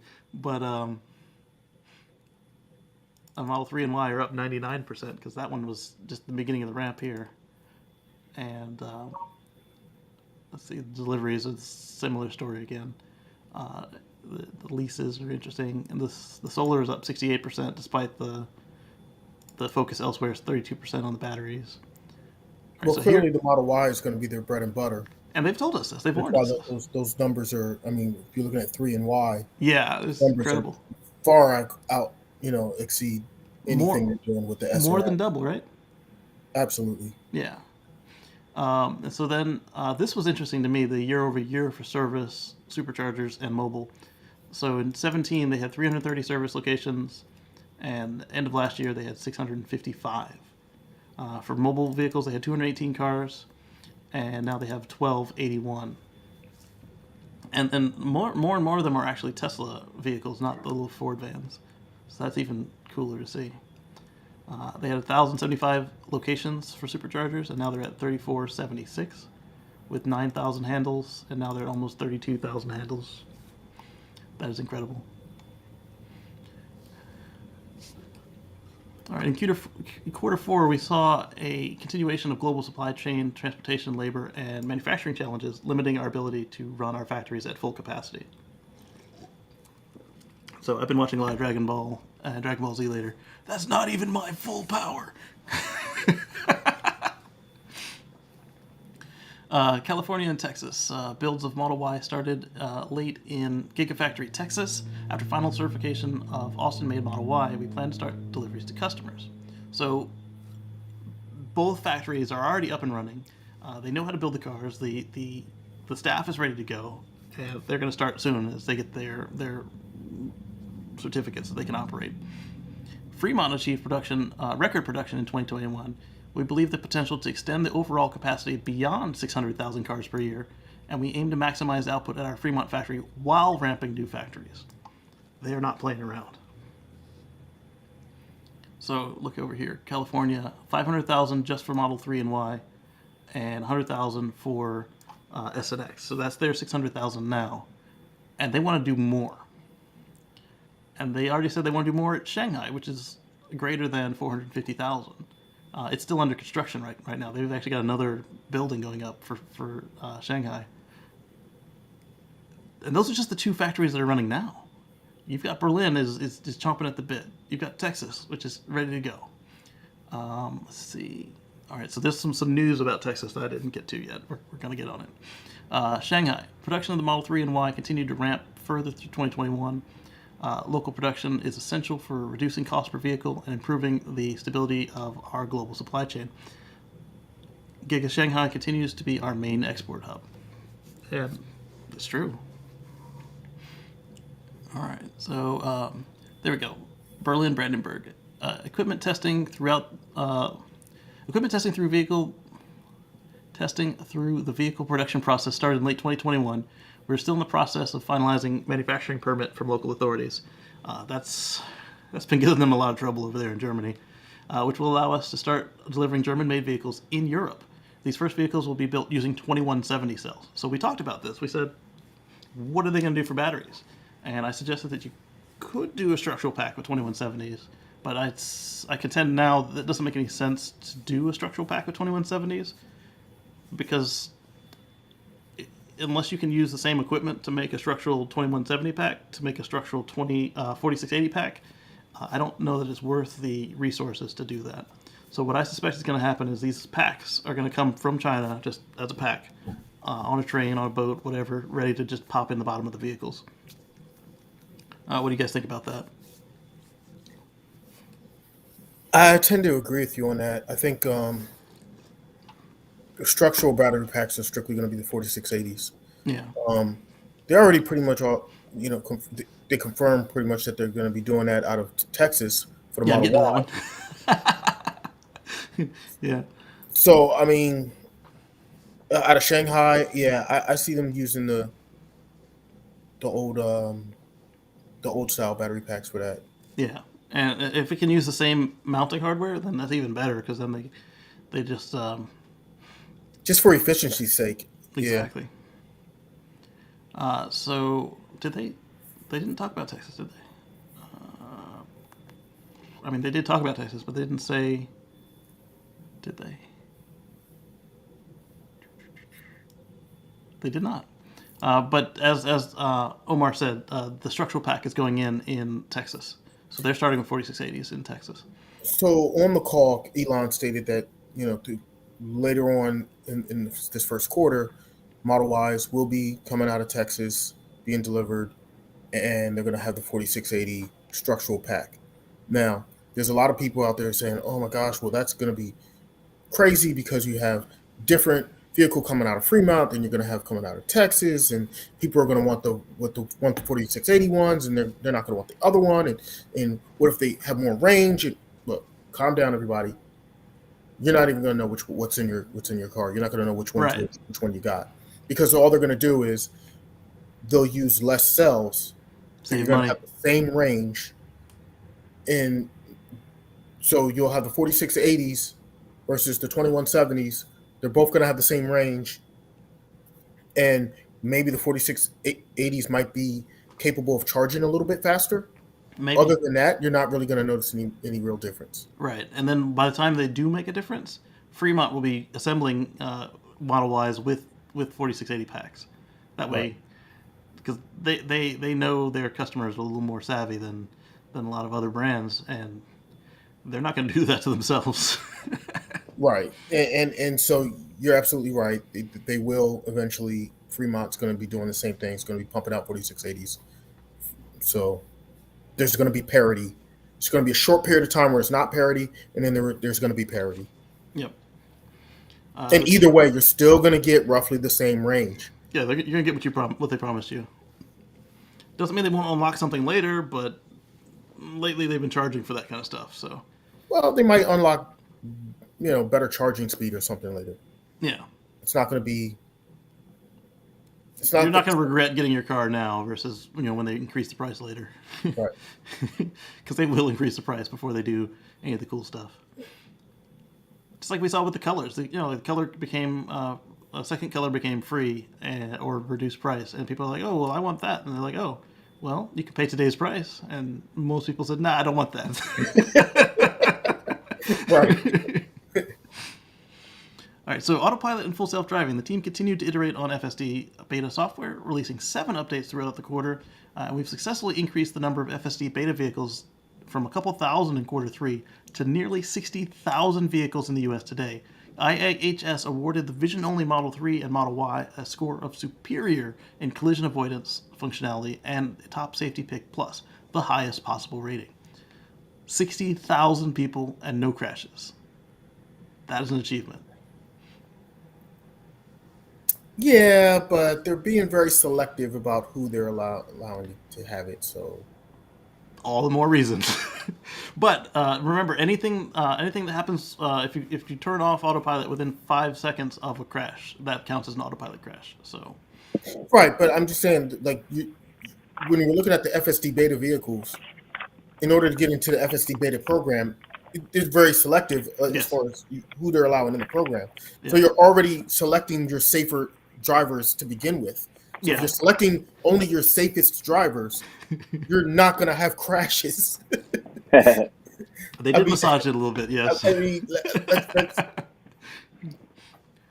they're using the software, which is not crashing anything, but at the same time, if the software does do something stupid, these are the safe drivers, so they're going to stop it from doing something stupid. Right. So they're going to avoid the crash. The driver themselves is avoiding the crash. So, I mean, it's great. It's numbers that they can put out there, but I'm just being realistic. It's but closing in on 100,000 people, you'd expect that somebody would have screwed up by now.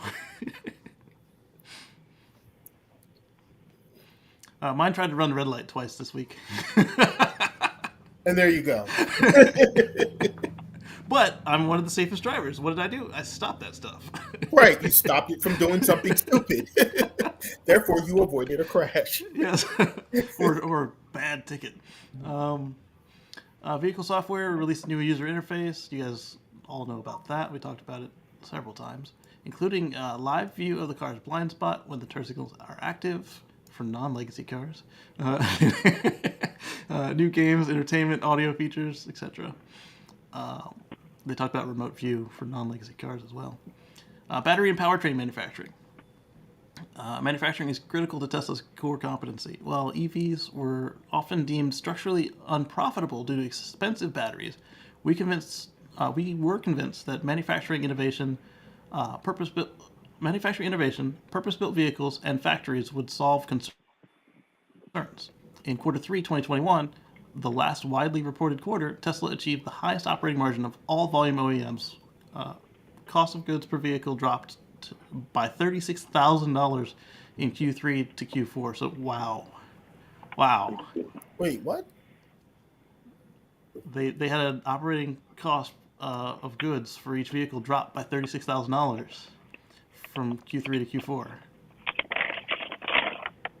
So it's now cheaper for them to build cars. They said that in the numbers above, but here they tell you how many. $36,000.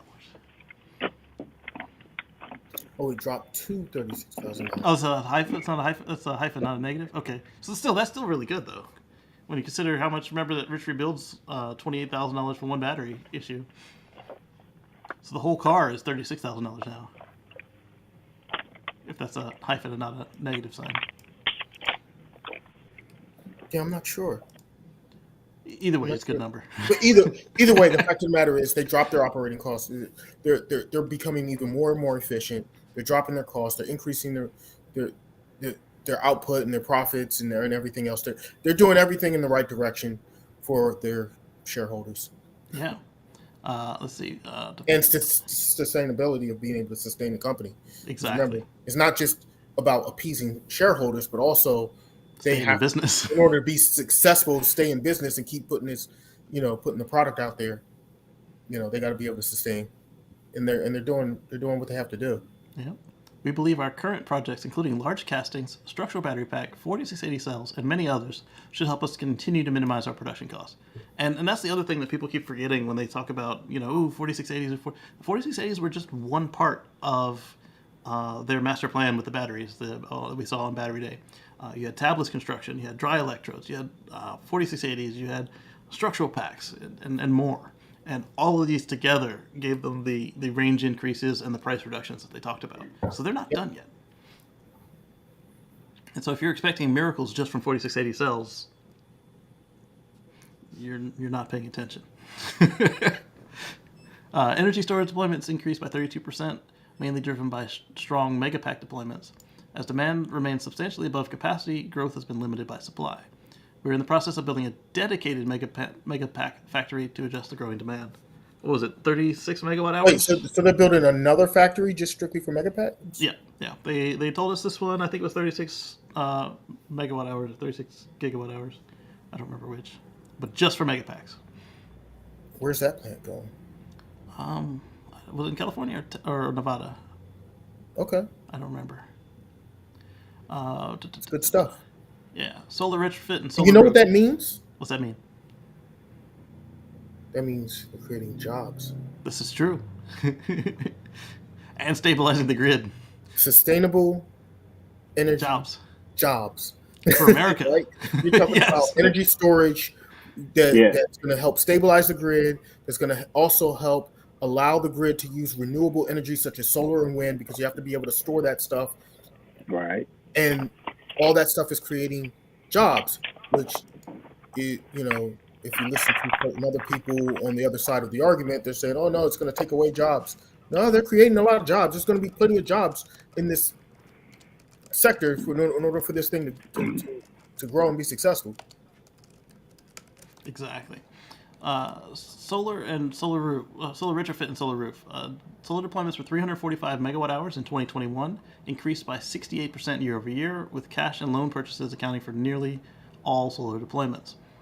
which means no leasing, no power purchase agreements, which means that when they're done, people own these things. So no magical accounting there. Solar roof deployments nearly tripled in 2021 and continued to grow sequentially in quarter 4. So for all the people saying, "Oh, I've never seen a solar roof," I've seen 6, and I didn't even leave my truck to do it. So it's out there and it's real. We are making further cost improvements, particularly on installation, to increase energy profitability. This is important here. Services and other. The services and other gross margin increased to negative 2.7%. The best performance in 5 years, nudging above the break-even point in Q4 2021. While used car sales remained strong in 2021, profit contribution from other parts of the business, such as service, merchandise, and part sales, have improved as well. So this is my theory, that because they were losing money on service and used cars, they didn't put any focus on it. Or not none, but obviously it got less focus than the places they were making money. So when we complained that they were trying to steal our used Teslas from us, or that they didn't seem to care about us once we got the car, literally they didn't. There was no incentive to care about us once we got the car, and they didn't want our old one back because it cost them money. And now that they've started to turn these parts of the business around, we're starting to see them put more investments in that too, or we're starting to see the investments they did make start to pay off. And now they're starting to feel the warm fuzzies again from service, from used cars. Some of our friends have gotten strong buyback offers from Tesla. Give us your car now, and in 10 months you get a new one from us. But we'll give you top dollar today if you let that Model 3 go, if you give us your Model S, etc. I'm curious what they're going to do with all those Model Ys that when they start coming off lease, because remember the when people leased them, they can't buy them. Told that they could not buy them out at the end of the lease. Yeah. So when those start coming in, what are their plans with all those Model Ys that are going to start coming back in? Are they just going to resell them in the secondary market, or so if it would happen today, then taxi fleet or like what? Right. So if it happened today, they would have to sell it back in the used car fleet or on auction. However, on the call, Elon suggested that he thinks that he would be surprised if FSD isn't feature complete by the end of the year. Based on what I'm seeing, I might contend that sometime by the end of next year. Also, when you combine it with the fact that Elon can't seem to read a clock or calendar, he can. He's just super optimistic about people actually doing stuff the way that he does stuff, and most other people are not machines. So I feel comfortable saying by the end of next year. I don't think that necessarily it'll have its driver's license by the end of next year, because politics move even slower than our expectations for Tesla. Right. The regulators aren't going to move as fast as he wants them to, even when the car is going to be fully capable and able to do it. Right. And but so here we've got both regulators and politicians. Right. Oh, true. Yeah. And on top of that, I honestly don't think he's going to be able to do it with the current hardware. Well, both Omar and my car really hate sun in their eyes. So if they can't solve that with software, they're going to need hardware to solve it, and we'll see. Yeah, I don't think they're going to be able to be 100% feature. I mean, it may have the capability of doing everything in ideal conditions, but when the conditions are not ideal, I don't think their vehicles are going to be capable of doing what we wish that they could do, just because of the current hardware. I don't think is going to be able to handle sun in your eye, rainy conditions, snowing outside. Just different snow. All these different things. It can't handle. Yeah. Currently, it can't do it, and I don't see it being able to do it. It should do better in moderate rain than it does today. But as soon as the wipers pick up speed, that thing quits out, and the wipers pick up speed way too quickly for conditions. Like I said, the public will accept a robotaxi service that suddenly becomes unavailable at commuting home time if you're going east or west, depending on whether you're going into or out of work, into the sun or out of the sun. And if it just shuts down because a storm blew through, and we're not talking like a major storm, we're talking like just an average everyday Florida thunderstorm, for instance, that would not be a reliable transportation network, would it? So they have So to I do think better. they can improve the performance in rain Yeah, absolutely. with what they currently have. But I don't see them being able to get around that. This being washed out by the sun, the cameras I being think there's some blinded by tricks up that. their sleeves they can do that they haven't done yet, as far as like with HDR or multi-camera or using the side cameras and remembering. Because right now the car's got a terrible memory. It's better than it used to be, but like remembering what you just saw out of the right camera and you're tracking it going across, and it's probably somewhere here in the middle. And oh, it showed up on the left camera now. Okay, so that was good. Yeah, yeah. There are some things they can do to help improve it, But but will it I, be I don't enough? I don't know if it'll be improved enough to be considered Gotcha. reliable enough for them to be able to for it to be able to function. Right. So these are forward-looking statements. These are their guidance. We plan to grow our manufacturing capacity as quickly as possible. Over a multi-year horizon, we expect to achieve a 50% annual growth in vehicle deliveries. I mean, they've done that year after year after year, so I don't think that's a. I mean, it's impressive That's every time the they do it. minimal that will happen because Right. they've been doing that year after year, and that's without these two new factories that are coming online now. Right. I mean, they'll probably exceed that. Right. And I don't mean to minimize it. I'm just saying that, I see them being able to fulfill that because they've been fulfilling it for a while now.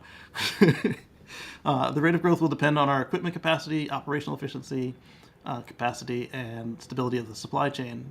Our own factories have been running below capacity for several quarters as supply chains became the main limiting factor, which will continue through 2022.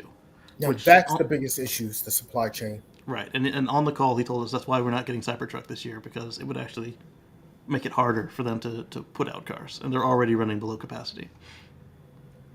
We have sufficient liquidity to fund our product roadmap, long-term capacity expansions, and other expenses.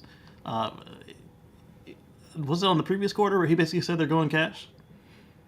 Like they don't need banks or anything, like loans. Um, I think, yeah, maybe. Or he telegraphed that. I don't know if I he think said those words. yeah, I think he alluded to that. The fact is, they definitely have enough cash flow. I mean, think about it. They may be debt free next year. After spending all this $6 billion on two new factories, and they still had and paying their bills. They paid their after debt. that. Yeah. It's just the fact that he's just doing crazy stuff like, oh, we're just gonna start accepting Dogecoin now Yeah. for no reason.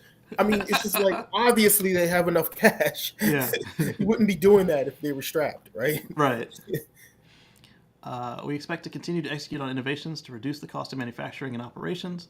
Over time, we expect our hardware-related profits to be accompanied with an acceleration of software-related profits. Yeah, they're going to start charging out the wazoo for FSD and other unlocks.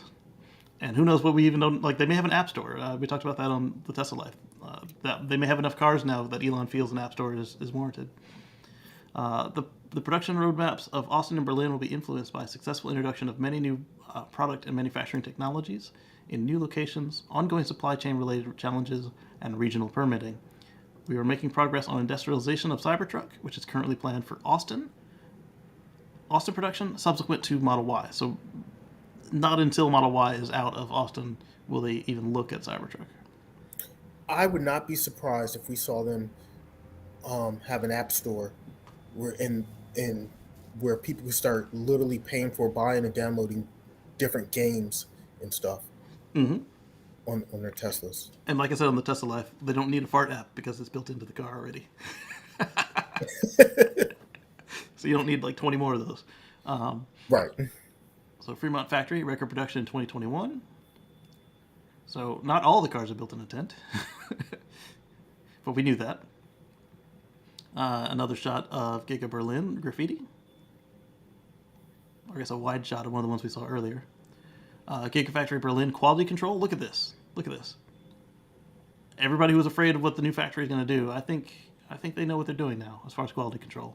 Especially when you compare Shanghai reports. Like for a while, you were able to get a Shanghai or Fremont car in China, and from what we were hearing, the Shanghai car was on another level than the Fremont car. It's the newer factory. That part. Giga Berlin Body Shop. So here's the robots assembling the bodies. Giga Berlin General Assembly. They look ready to go. They do. Look at all those cars. They're just ready, waiting for that stamp of approval. Like, Right. Here, the fire marshal says you're good to go. Actually, the fire marshal already said they're good to go. So they're waiting on the last couple stamps. And then Marcus knows about this. This is Texas. The place is huge. that is humongous. And hey, the pictures. I'm serious. The pictures don't do justice. It's like when you pass by that thing. This is a It's semi like truck. an airport. Look at the building. Right. The semi truck is close to the camera too. Yeah, It's like look at an airport or look at something. that semi truck compared to that building. Like, And at nighttime, it looks so awesome. Like you can see with the glass, the inside of the lights. It just looks beautiful at night. Yeah. All right. So here is another shot. This is inside of Gigafactory Texas on the General Assembly line. Also looking ready to go. but that factory is like a mile long. It is. And I mentioned purpose built. You don't have a situation here where there's a robot that's literally handing the car to another robot over an air bridge.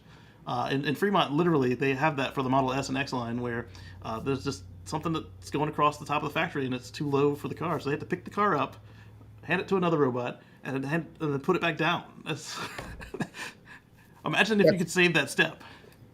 Right. All right, so Gigafactory Texas is their paint shop. All right, here's the good news right here. Gigafactory Texas, attaching the seats to a structural battery pack. That's a Tesla photo. That Tesla caption there. So literally you bolt the seats and the interior to the battery and then you shove the whole thing up through the floor. No more of that weird cantilever through the door or through the roof. This thing is going to be a beast. In addition to its size and however many lines they run through it. Structural battery pack. That's gonna. This might be how they. That's gonna add so much efficiency to their manufacturing process. Yeah, this might be how they plan to sail through that 600,000 at Fremont too. Because if you bring structural battery pack to Fremont, think about how many more cars you can move because you're eliminating or streamlining stations. Yes, that would be one big way that they can improve efficiency and get more cars out of the same factory. Plus, like we said, they're not going to have them be too different for too long. Because we saw almost everything that's done in China is now being done worldwide for these cars. Mm-hmm. And here's a shot of Shanghai. There's the existing Shanghai factory. And here's the one under construction. They are not Andy, they are not playing. Powerhouse.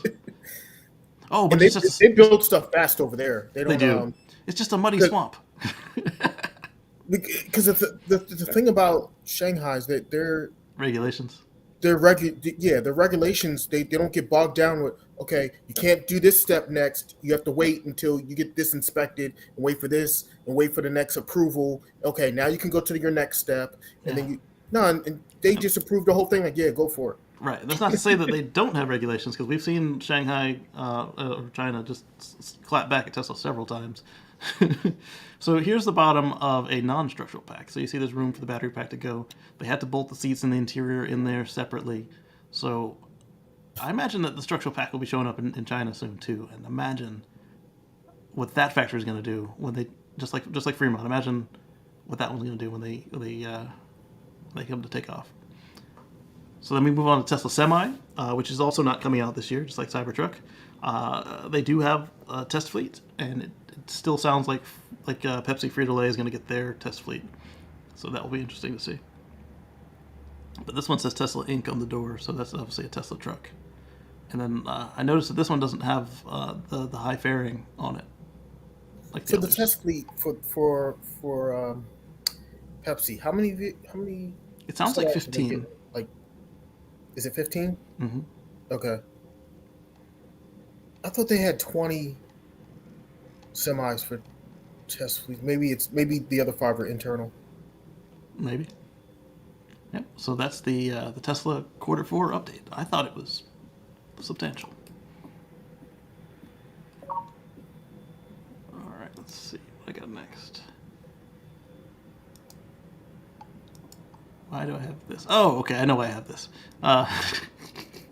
1 second. You guys will see what I'm confusing myself with.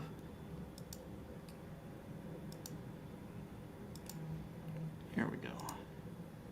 I was trying not to make the computer mad by having too many tabs open. Here we go. We talked about that one. Share screen here. Go. So this one is, you may have seen some of these wingsuits. They had a gas one for a while, or jet fuel one, and now they have an EV wingsuit. It used to be that they had the gliders. You could never end up higher than you started unless you got like a major updraft. And then they had the gas one where you could fly, and now they've got EV. Wow. Yeah. So later on, there's a CNET video if you'd like to check that out. I think that's For pretty all cool. you thrill seekers out there, Thrill seekers, exactly. It's not for me. not for me. Even if it was free. That's not. Yeah, I'm not on that level. Yes. So then we had a op-ed on the Kia EV6 from CarBuzz. They say the 2022 Kia EV6 starting price is incredible. So let's see what that is. It's available in all 50 states, so that means it's not a compliance car. And it starts at just $33,400, including the $7,500 federal tax credit. Oh, that's right. The 'Cause they're Ioniq 5 still starts at- eligible for under the old tax credit rules because Exactly. they haven't sold Enough cars. over here. Yeah. And so the Ioniq 5 is 32.2, and it's the Ioniq 5 is not as pretty conventionally pretty as the EV6. So I see the EV6 being a better seller than the Hyundai. I bet they won't be able to make enough of them. I agree. I don't know what their what their numbers are, what their plan is for how many they're going to put out, but I bet that car will be popular enough that they won't be able to sell enough of it. I mean, they won't be able to make enough of them. Right. And you can get it in 2 battery packs, 58 kilowatt hours or 77.4. And as we saw, it does have a frunk. Sandy didn't like how small the frunk was. He said, "What are you going to put in there?" And then somebody else asked Mr. Frunk Puppy, what kind of breed fits in that? But I like I said, it's more conventionally attractive than the Ioniq 5, which I like better personally, because that one's more industrial looking. But this one looks more luxurious and pretty, so I understand why people like this one better. And the interior still looks comfortable. I kind of like the looks of this one better, but I like some of the features on the other one better. Absolutely. Wireless phone charging. This is parking sensors. See, this is something I don't think you need a start-stop button. You just don't. You don't need a lot of that stuff that's in there if you really think about it. This is true. And so this one's missing the cover altogether. Maybe they're just showing what's Yeah, this is underneath. probably the press fleet. I thought the front cover. Yeah, the cover, which is the front. Right. So it's a hatchback. And as we showed on my photo with the Ioniq 5, this is a much larger vehicle than the photos appear. Yeah. I think it'll do well. I wish them luck. I think it's going to do better than they anticipate. Same SUV look. It's what's popular, Eddie. Eddie, it's an SUV. That's what it. Of course, it's going to look like an SUV. That's what it is. but also that style is what sells. So it's kind of a self-fulfilling prophecy. That form factor is very popular. Yep. Having a Tesla App Store will put it light years ahead of other OEMs, EV or otherwise. I think so. Also might be to buy back the current Teslas to put out part out other Teslas like a pick and pull. But you don't want to pick and pull a functional vehicle. Yeah. I don't see that. I That's don't not see them reducing, doing reusing, or recycling. that. That's I don't see them doing that. yeah. Now they might do that for the Roadster because we've seen them do that for the Roadster, and then That's a much lower volume vehicle. yeah. And Dan is asking about something in one of our private groups where a Mustang Mach-E was T-boned by a rental Model S, and he's asking if we covered it, and we Was that a Model S or a Model 3? it was Model S. Oh, okay. Yeah. The person did not have a USB drive plugged in for Sentry mode, so the takeaway for us was bring yourself an extra Sentry disc if you're touring or any other way renting a vehicle. Enterprise says that they're going to leave the one that comes in their car because in the agreement they told you to make sure you erase that if that's important to you. But I would still bring my own to put in the other ports just in case. Yeah. So then the folks who like to break down the Tesla app did that, and earlier today there was a feature shown in the update to the Tesla cars in China to show what a car actually looks like in case you've wrapped it, painted it, etc. I don't think many people have painted it, but a lot of people have wrapped it. Thanks to Tesla Scope and Tesla Adri for pointing this out to us. We found the underlying code that allows this functionality to happen in 4.5.0. This is inside the US 4.5.0 app. My guess is Tesla will bring this to the US soon. Note the paint-related functions are in the Godot scripts, or Godot scripts. Interesting. We're hoping to begin implementing the next stage of our automated decompile process, which will include decrypting all the Godot scripts. Here's a link to the video just demoing the color change function. Oh, you did it right from the screen. Sweet. Hey, Tiff.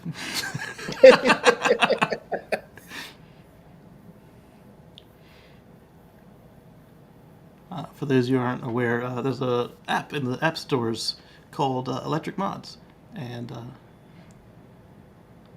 Tiff is custodian of that, and she's. You can try this on your own phone and see how it's going to look. Yes, Dan, it has a frunk. Barely. I hope they extend this feature by the interior too. By the time I buy my Model 3, I'll buy wide seats. My sense there's a chance I won't keep them. That's possible. And for those of you that were complaining loudly about the changes in version 11, Drive Tesla Canada reports that Tesla in China has reverted some V11 UI changes in the software update in China. So let's see what they took back. True to his word, Tesla started to do just that, releasing the first changes in China. In 2022.2.1, brought back the Wi-Fi and LTE signals. You guys lost that? See, legacy cars never lost that. Driver profiles, dash cam, and Sentry mode toggles are back at the top dock. I think this was extra easy to do because if you've got one out there that's on current software that still has it, all you gotta do is just turn it back on the others. It's not like they took it out of all of the cars, because us legacy cars still had it. Additionally, the Supercharger icon is back on the main navigation screen where it belongs, allowing you to easily find the nearest Supercharger location with a single tap. They did take that away for us as well. We did not escape the needless changes. It now is many clicks for me to get to some features.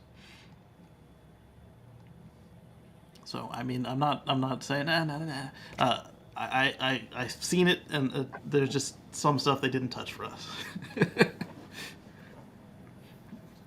All right, so we'll see if that leaves China anytime soon. I'm wondering if they're just doing A/B testing now to see if it stops the complaints, because why go wide again if it's going to bring out a whole new set of people just whining about it?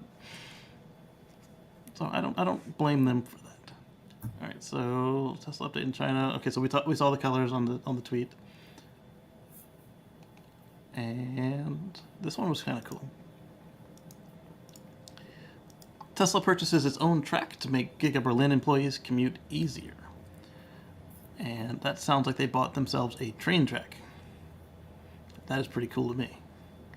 Yep, Tesla's planning to run a shuttle train between Erkner and a new stop on the track south of the factory premises. So, if you guys are aware of what was going on in Fremont for parking, it was a nightmare. And I think it still is, but they've somewhat got it under control. In Europe, it's a little more train friendly, so now you can ride the train to work directly to the factory. That's pretty cool. Anyone going to Texas for the Gigafactory opening? Yes. The question is, if anybody gets a +1 on the Gigafactory opening in Texas, shout out your boy. I would like to go. Yeah. So that's really cool. So you'll make that special flight, huh? I will. I'll probably drive it. Ah.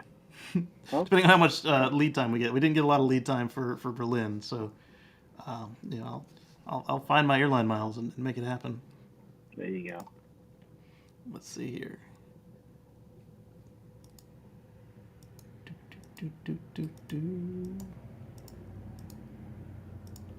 All right. Come on. All right, so we already looked at that one. That was the HEPA filter demo. That one you guys might enjoy. This one was a little sad.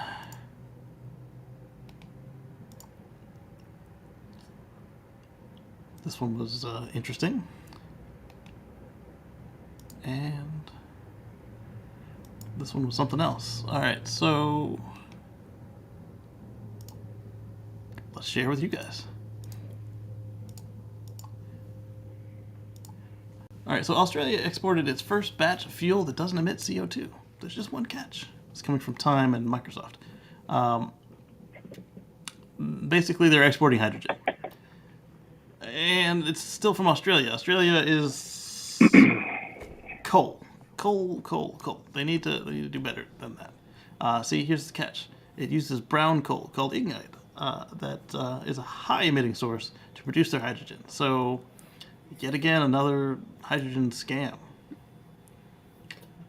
So far, the only one that I've felt is kind of cool is that one on that island where they don't have enough capacity to export the electricity directly, so they put hydrogen on a ship and ship it across the channel.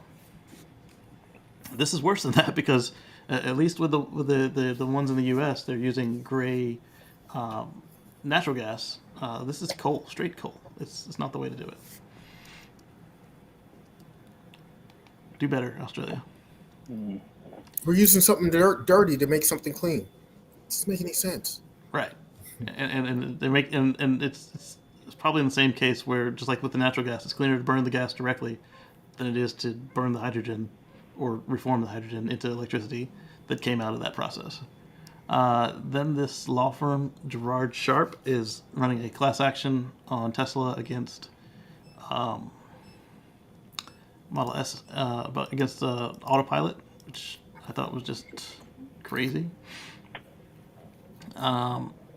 It's like those ads you hear on TV, but they contend that that Tesla was lying to us, and they contend that where was the year 2014 to 2021 SXY3. They wouldn't even spell sexy. They why would they put it out in that order? Y, X, S, and 3. Anyway. 2014 was a completely different system than in late 2016. That is so random. Why did they put it in that order? I mean, at least if anything, if you're not going to spell out the word, at least put it in the order that the vehicles came out. Yeah. S, or X, alphabetical. Then the 3 and the Y. Or, yeah. Is this reverse alphabetical? Is that what they were trying to do? No, because the 3 is on the end. I think they didn't want sexy in their letter. Well, it could be reverse alphabetical if you're just looking at the 3 as the number 3. Okay. Yeah, so they claim that the autopilot may lack an effective system for crash avoidance. You are the crash avoidance. The autopilot is cruise control. Good luck. It's enhanced cruise control and lane keep, basically. Yeah. and FSD is just slightly more advanced to that. So For now, maybe that's Jason. we haven't gotten to the point yet that we can, set a destination and take a nap in the car. We're not there yet. They're not advertising that yet. Elon's they're talking not. about in the future, but he's not advertising it as something that's only today. Correct. He's very carefully with that. All right, so our friend Green the Only.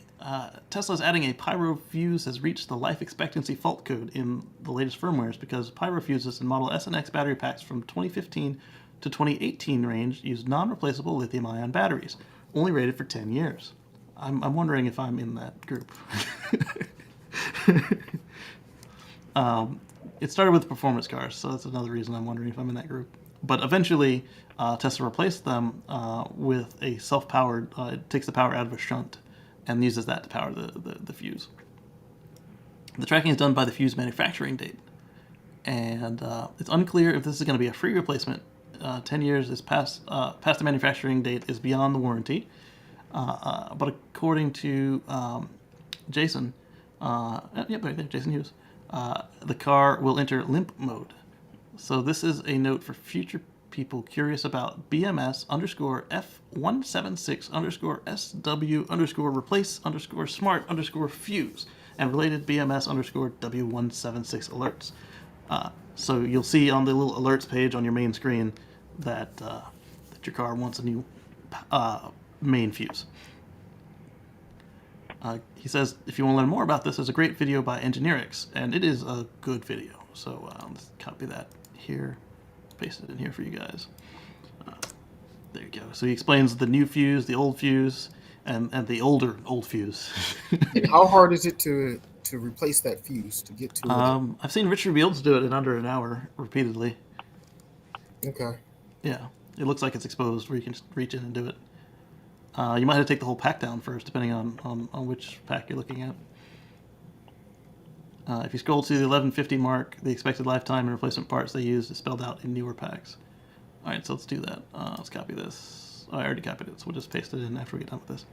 I wanted to bring this additional info out of the comments. Jason chimed in and said, those fuses were weird. They eventually replaced them with a self-powered unit, current shunt powered. But the engineer I spoke to claimed it ran on unicorns and fairy dust, so who knows? But cars with them are kind of a time bomb.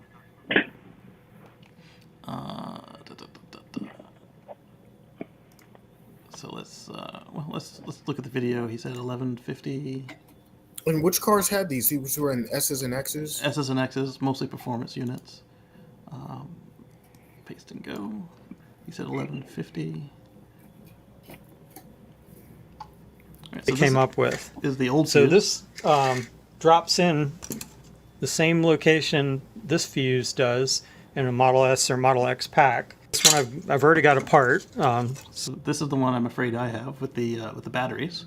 So what they have in here is this copper area is a current shunt, which means you can see it's a really thick piece of copper, but they've cut out some of it here very carefully. And what they do, when you send high current across here, you get a voltage drop across that. So they added a small circuit board in here, and it's self-powered. It's got its own 2 lithium batteries in here, and these things are probably good for, And we're not talking lithium rechargeable. We're talking lithium primary cells. They die. They're rated for, I think, a 10-year shelf life, so they're at least probably around that they'll last at least that long. All right, and then talks about how it works, and then Green said the new one appears at 1150. Squib description here. Will zipically. So, and they came up with this guy. So this is the new one. It looks It's almost the self-powered. same. It has the same 2 fuses, Or sorry, the same not pyro self-powered. disconnect, but in the base, if I can get it out,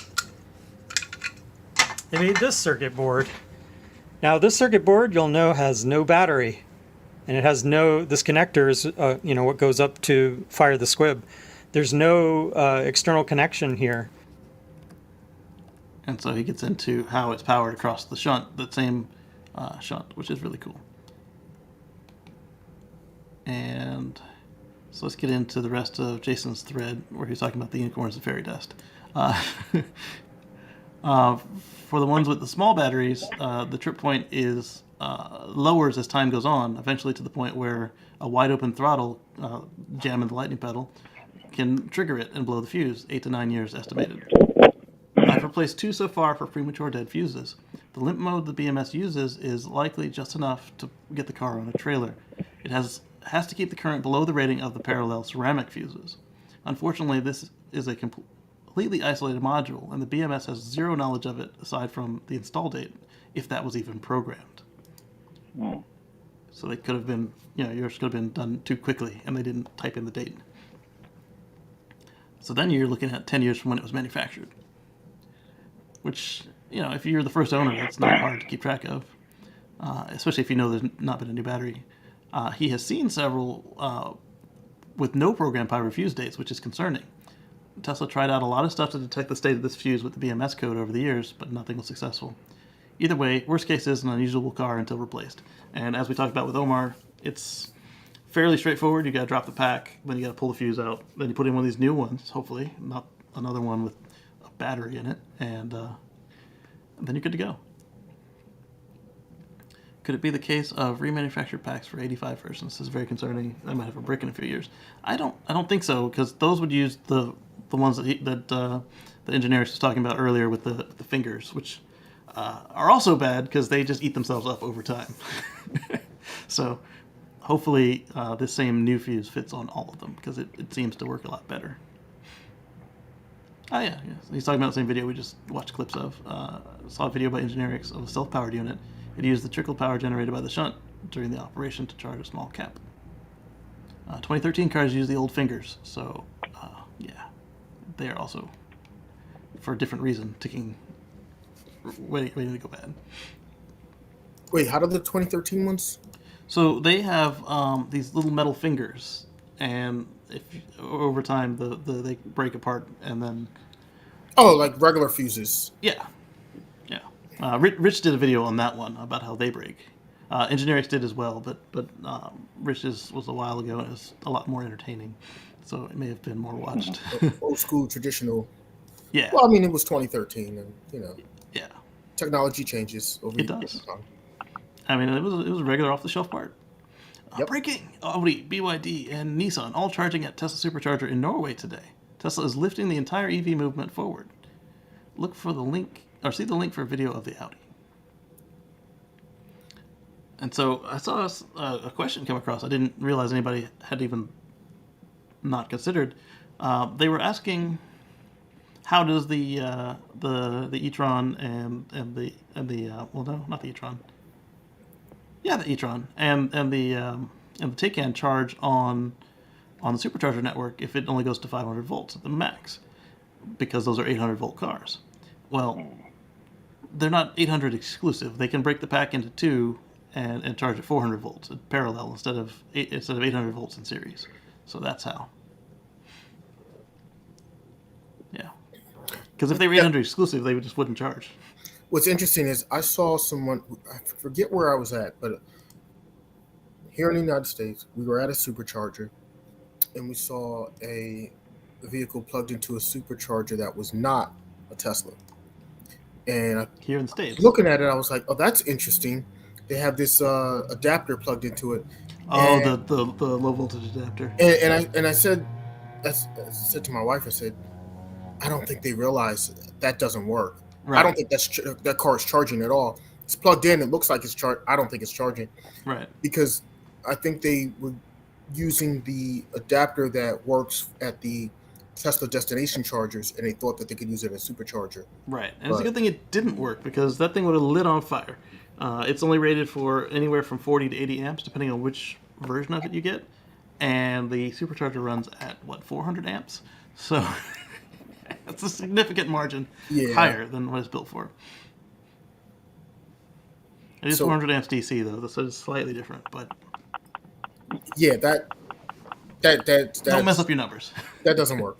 So I'm pretty sure that owner either came outside and was disappointed that their car didn't charge, or that they got free. They were just strictly using it as a parking space Yeah. and make it look like, oh yeah, I'm plugged in too. Because we were at a like an outlet malls, and I think where the parking was set up for the Supercharger was pretty close to going in, and it was raining that day, and they probably just wanted to park closer.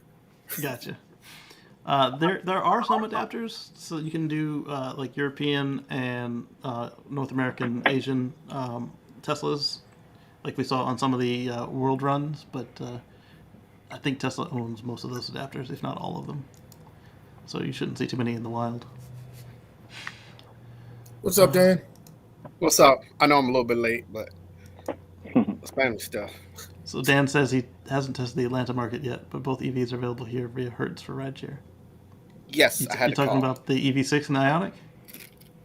No, when we're talking about the Enterprise and putting the battery Model or 3s? putting the USB USB? drive into the Yeah, rentals.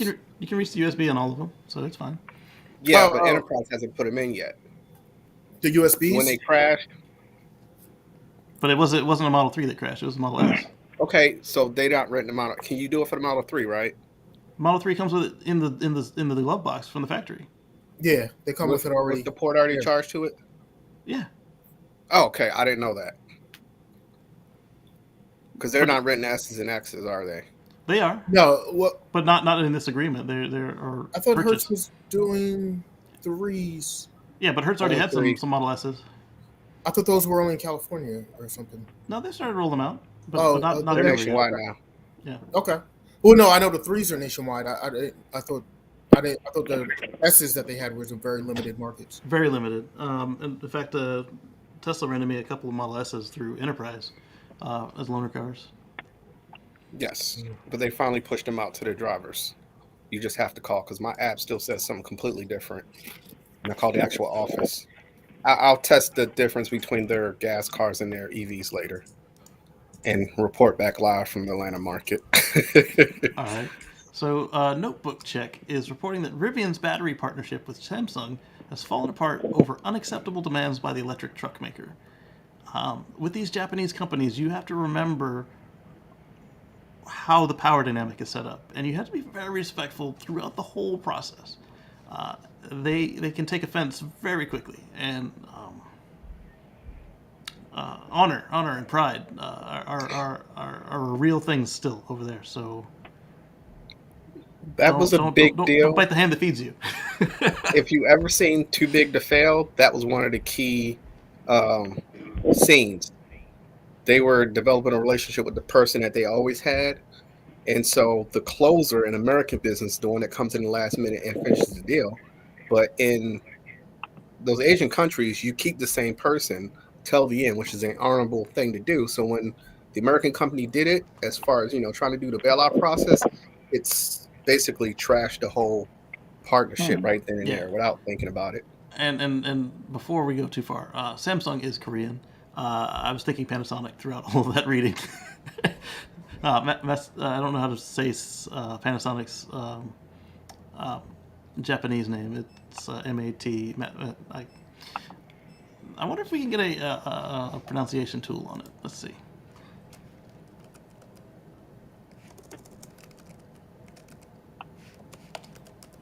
Well, that's a big problem for Rivian trying to Absolutely. deliveries. If they don't, you don't have batteries, you don't have vehicles.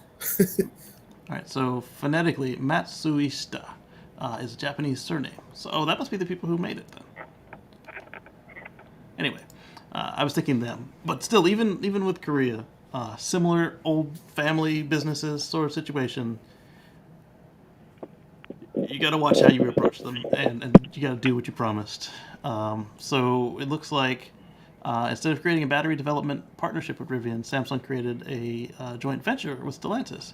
As the maker of the R1T truck went into production delay spiral, not only couldn't Rivian commit on purchase volumes, they also wanted unacceptable technology transfers. So if you don't have the power seat, you really got to watch what you're asking for. If Rivian can learn from my observations of the plants, the 3 warehouses and plants opening here between SK Bag, if they can work a better deal with SK Battery out of Korea, well, stationed in Korea, but have a plant here in Commerce, Georgia.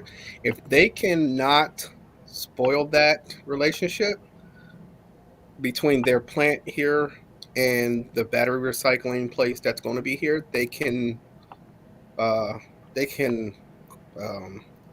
complete that cycle of batteries to make it a little bit more affordable. But they cannot mess it up the way they did here. They have that ecosystem that they can do it if they want to. They just need not to mess it up. Well, here's the thing we have to all remember. Right now, and moving forward for the foreseeable future, is such a high demand for EVs. Any battery makers, they have plenty of customers. They have plenty of people that want the batteries. Yep, and can't get enough. If they can't make batteries fast enough, you can't get enough batteries, then you have to be very careful with your partnerships and with your relationship with your supplier, because they'll just go somewhere else. They can just go somewhere else and just, oh, you're being too demanding. All right, well, we're not going to sell any to you now. Well, you know who needs some batteries? E-Muscle needs some batteries. Get them all to GM or to whomever. Right. It just doesn't. I mean, it's no skin off their back, Right. So not only are your trucks being reworked, and you won't commit to a purchase volume, so that we can actually run this factory and know who's going to work on the shift. E-Muscle needs some batteries, so we'll give them to them because they will commit, and they're not asking to inspect our factories and asking for rights to our technology. So that's what happened. Did anybody notice that nice little advertisement right there from ChargePoint?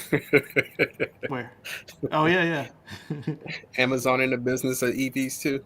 Yeah. All right, so this one I thought already happened, but apparently it's happening now. After 9 years, it's time to say goodbye to the BMW i3. A while ago, they canceled the Rex version, which was the gas range extender, a little motorcycle engine, and now it's a BEV only, and now it's gone. Bye. After 9 years and 250,000 units sold, the first of the i brand is going to be done this summer. It was a weird little car. I liked its quirkiness, but I never bought one. I thought about getting one instead of the Volt, but the price was just too high because it was a BMW versus a Chevrolet. I test drove them. I thought about buying one before I bought my Model S that I had, and I was comparing that one against the Model S. And the used ones right now are under $15K. So I was comparing the Rex versus the Model X. Yeah. I mean, versus the Model S. Yeah. And it couldn't compete with the S. Yeah, and it's got those rear doors, which were a detriment to what I was doing at the time with the Volt. And then once I was done with the Volt... Strange thing, we were at an event from our friends Travis and Shelly, and my wife saw the BMW i3 and absolutely fell in love with it because of the doors. Those back doors, so she was like, "Oh, that's awesome!" And my kids happened to climb through one, and she was like, "They can get in and out fast." And she absolutely loved it just for that alone. And the used one was at $15K, so it's like, "Oh, it's affordable, and I just need to run around town for it." And it was suckered in completely for it. So it had its people to sell. Plus, Travis and Shelly bought one too. Yeah, but it didn't have that universal appeal. No, and it had those bicycle tires. So the Nissan Ariya is finally starting to go on the review circuit, and here we see Roddy's rides with the Nissan Ariya. Efficiency, gloss black with this beautiful copper color, absolutely gorgeous. Orgasmic, apparently. Right? Did you notice that too? Oh, beautiful copper color. This is the four-wheel drive model with the E-Force with the numeral 4. Here's the interior. Be able to go through all the different features, the camera angles, the stitch work is great. You work your way down, you got your power on button. I hated this interface with my Volt. I don't know how well it will work on the Nissan, but hopefully better than the Volt. Lights up real nice. I love the way everything shows right through this wood finish. The copper, the volume knob. You slide on back, and because it is an EV, there's lots of room with that basic flat floor setup we have. I do like the console here. I do think that's I would prefer the new Model S and X knoblessness. Because once you picked your gear, you don't really need that anymore, and definitely don't need it like down there. I mean, we're not raking through the gears. It's an EV. You're going forwards or backwards. Even on the take end, it's 2-speed. It's controlled with a forward or back selection. So yeah, I mean, I think that the Aria is pretty, and if it's done correctly, it's going to do a good job of selling everyone they can. Maybe make that factory appear a little higher on the list of all the factories in North America. Oh, it'll do well. It'll definitely do well. It'll do have a great first year, and hopefully it looks as good as it's built, or it's built as good as it looks, and then we'll see it. I mean, Nissan has a pretty good reputation with reliability and everything, and they do. And like I said, they're all in on they were all in on EVs, and this shows that they continue to commit. And they fixed the problem they had with the. Yes, it's finally got a liquid cooled battery instead of air. Yes. And when I say air, I don't mean there was a fan or airflow. I mean it was radiating through the air. Yeah. They actually have actual thermal battery management, which is what you need. Absolutely. They learned the hard way, but they learned. Yeah. And they got a new battery factory, so they got what it takes. Yep. Absolutely. Again, I want to thank Zachary for his donation, and I want to thank Anders for joining up on the membership, and we'll catch you on the flip side.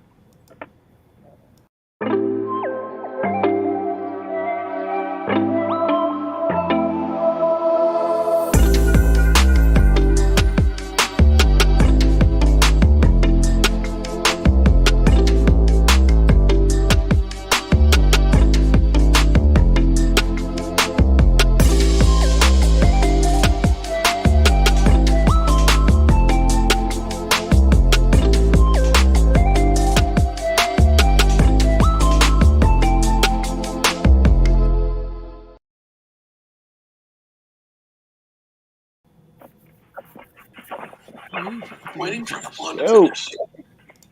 There it goes. We forgot to thank your other new member, Tyler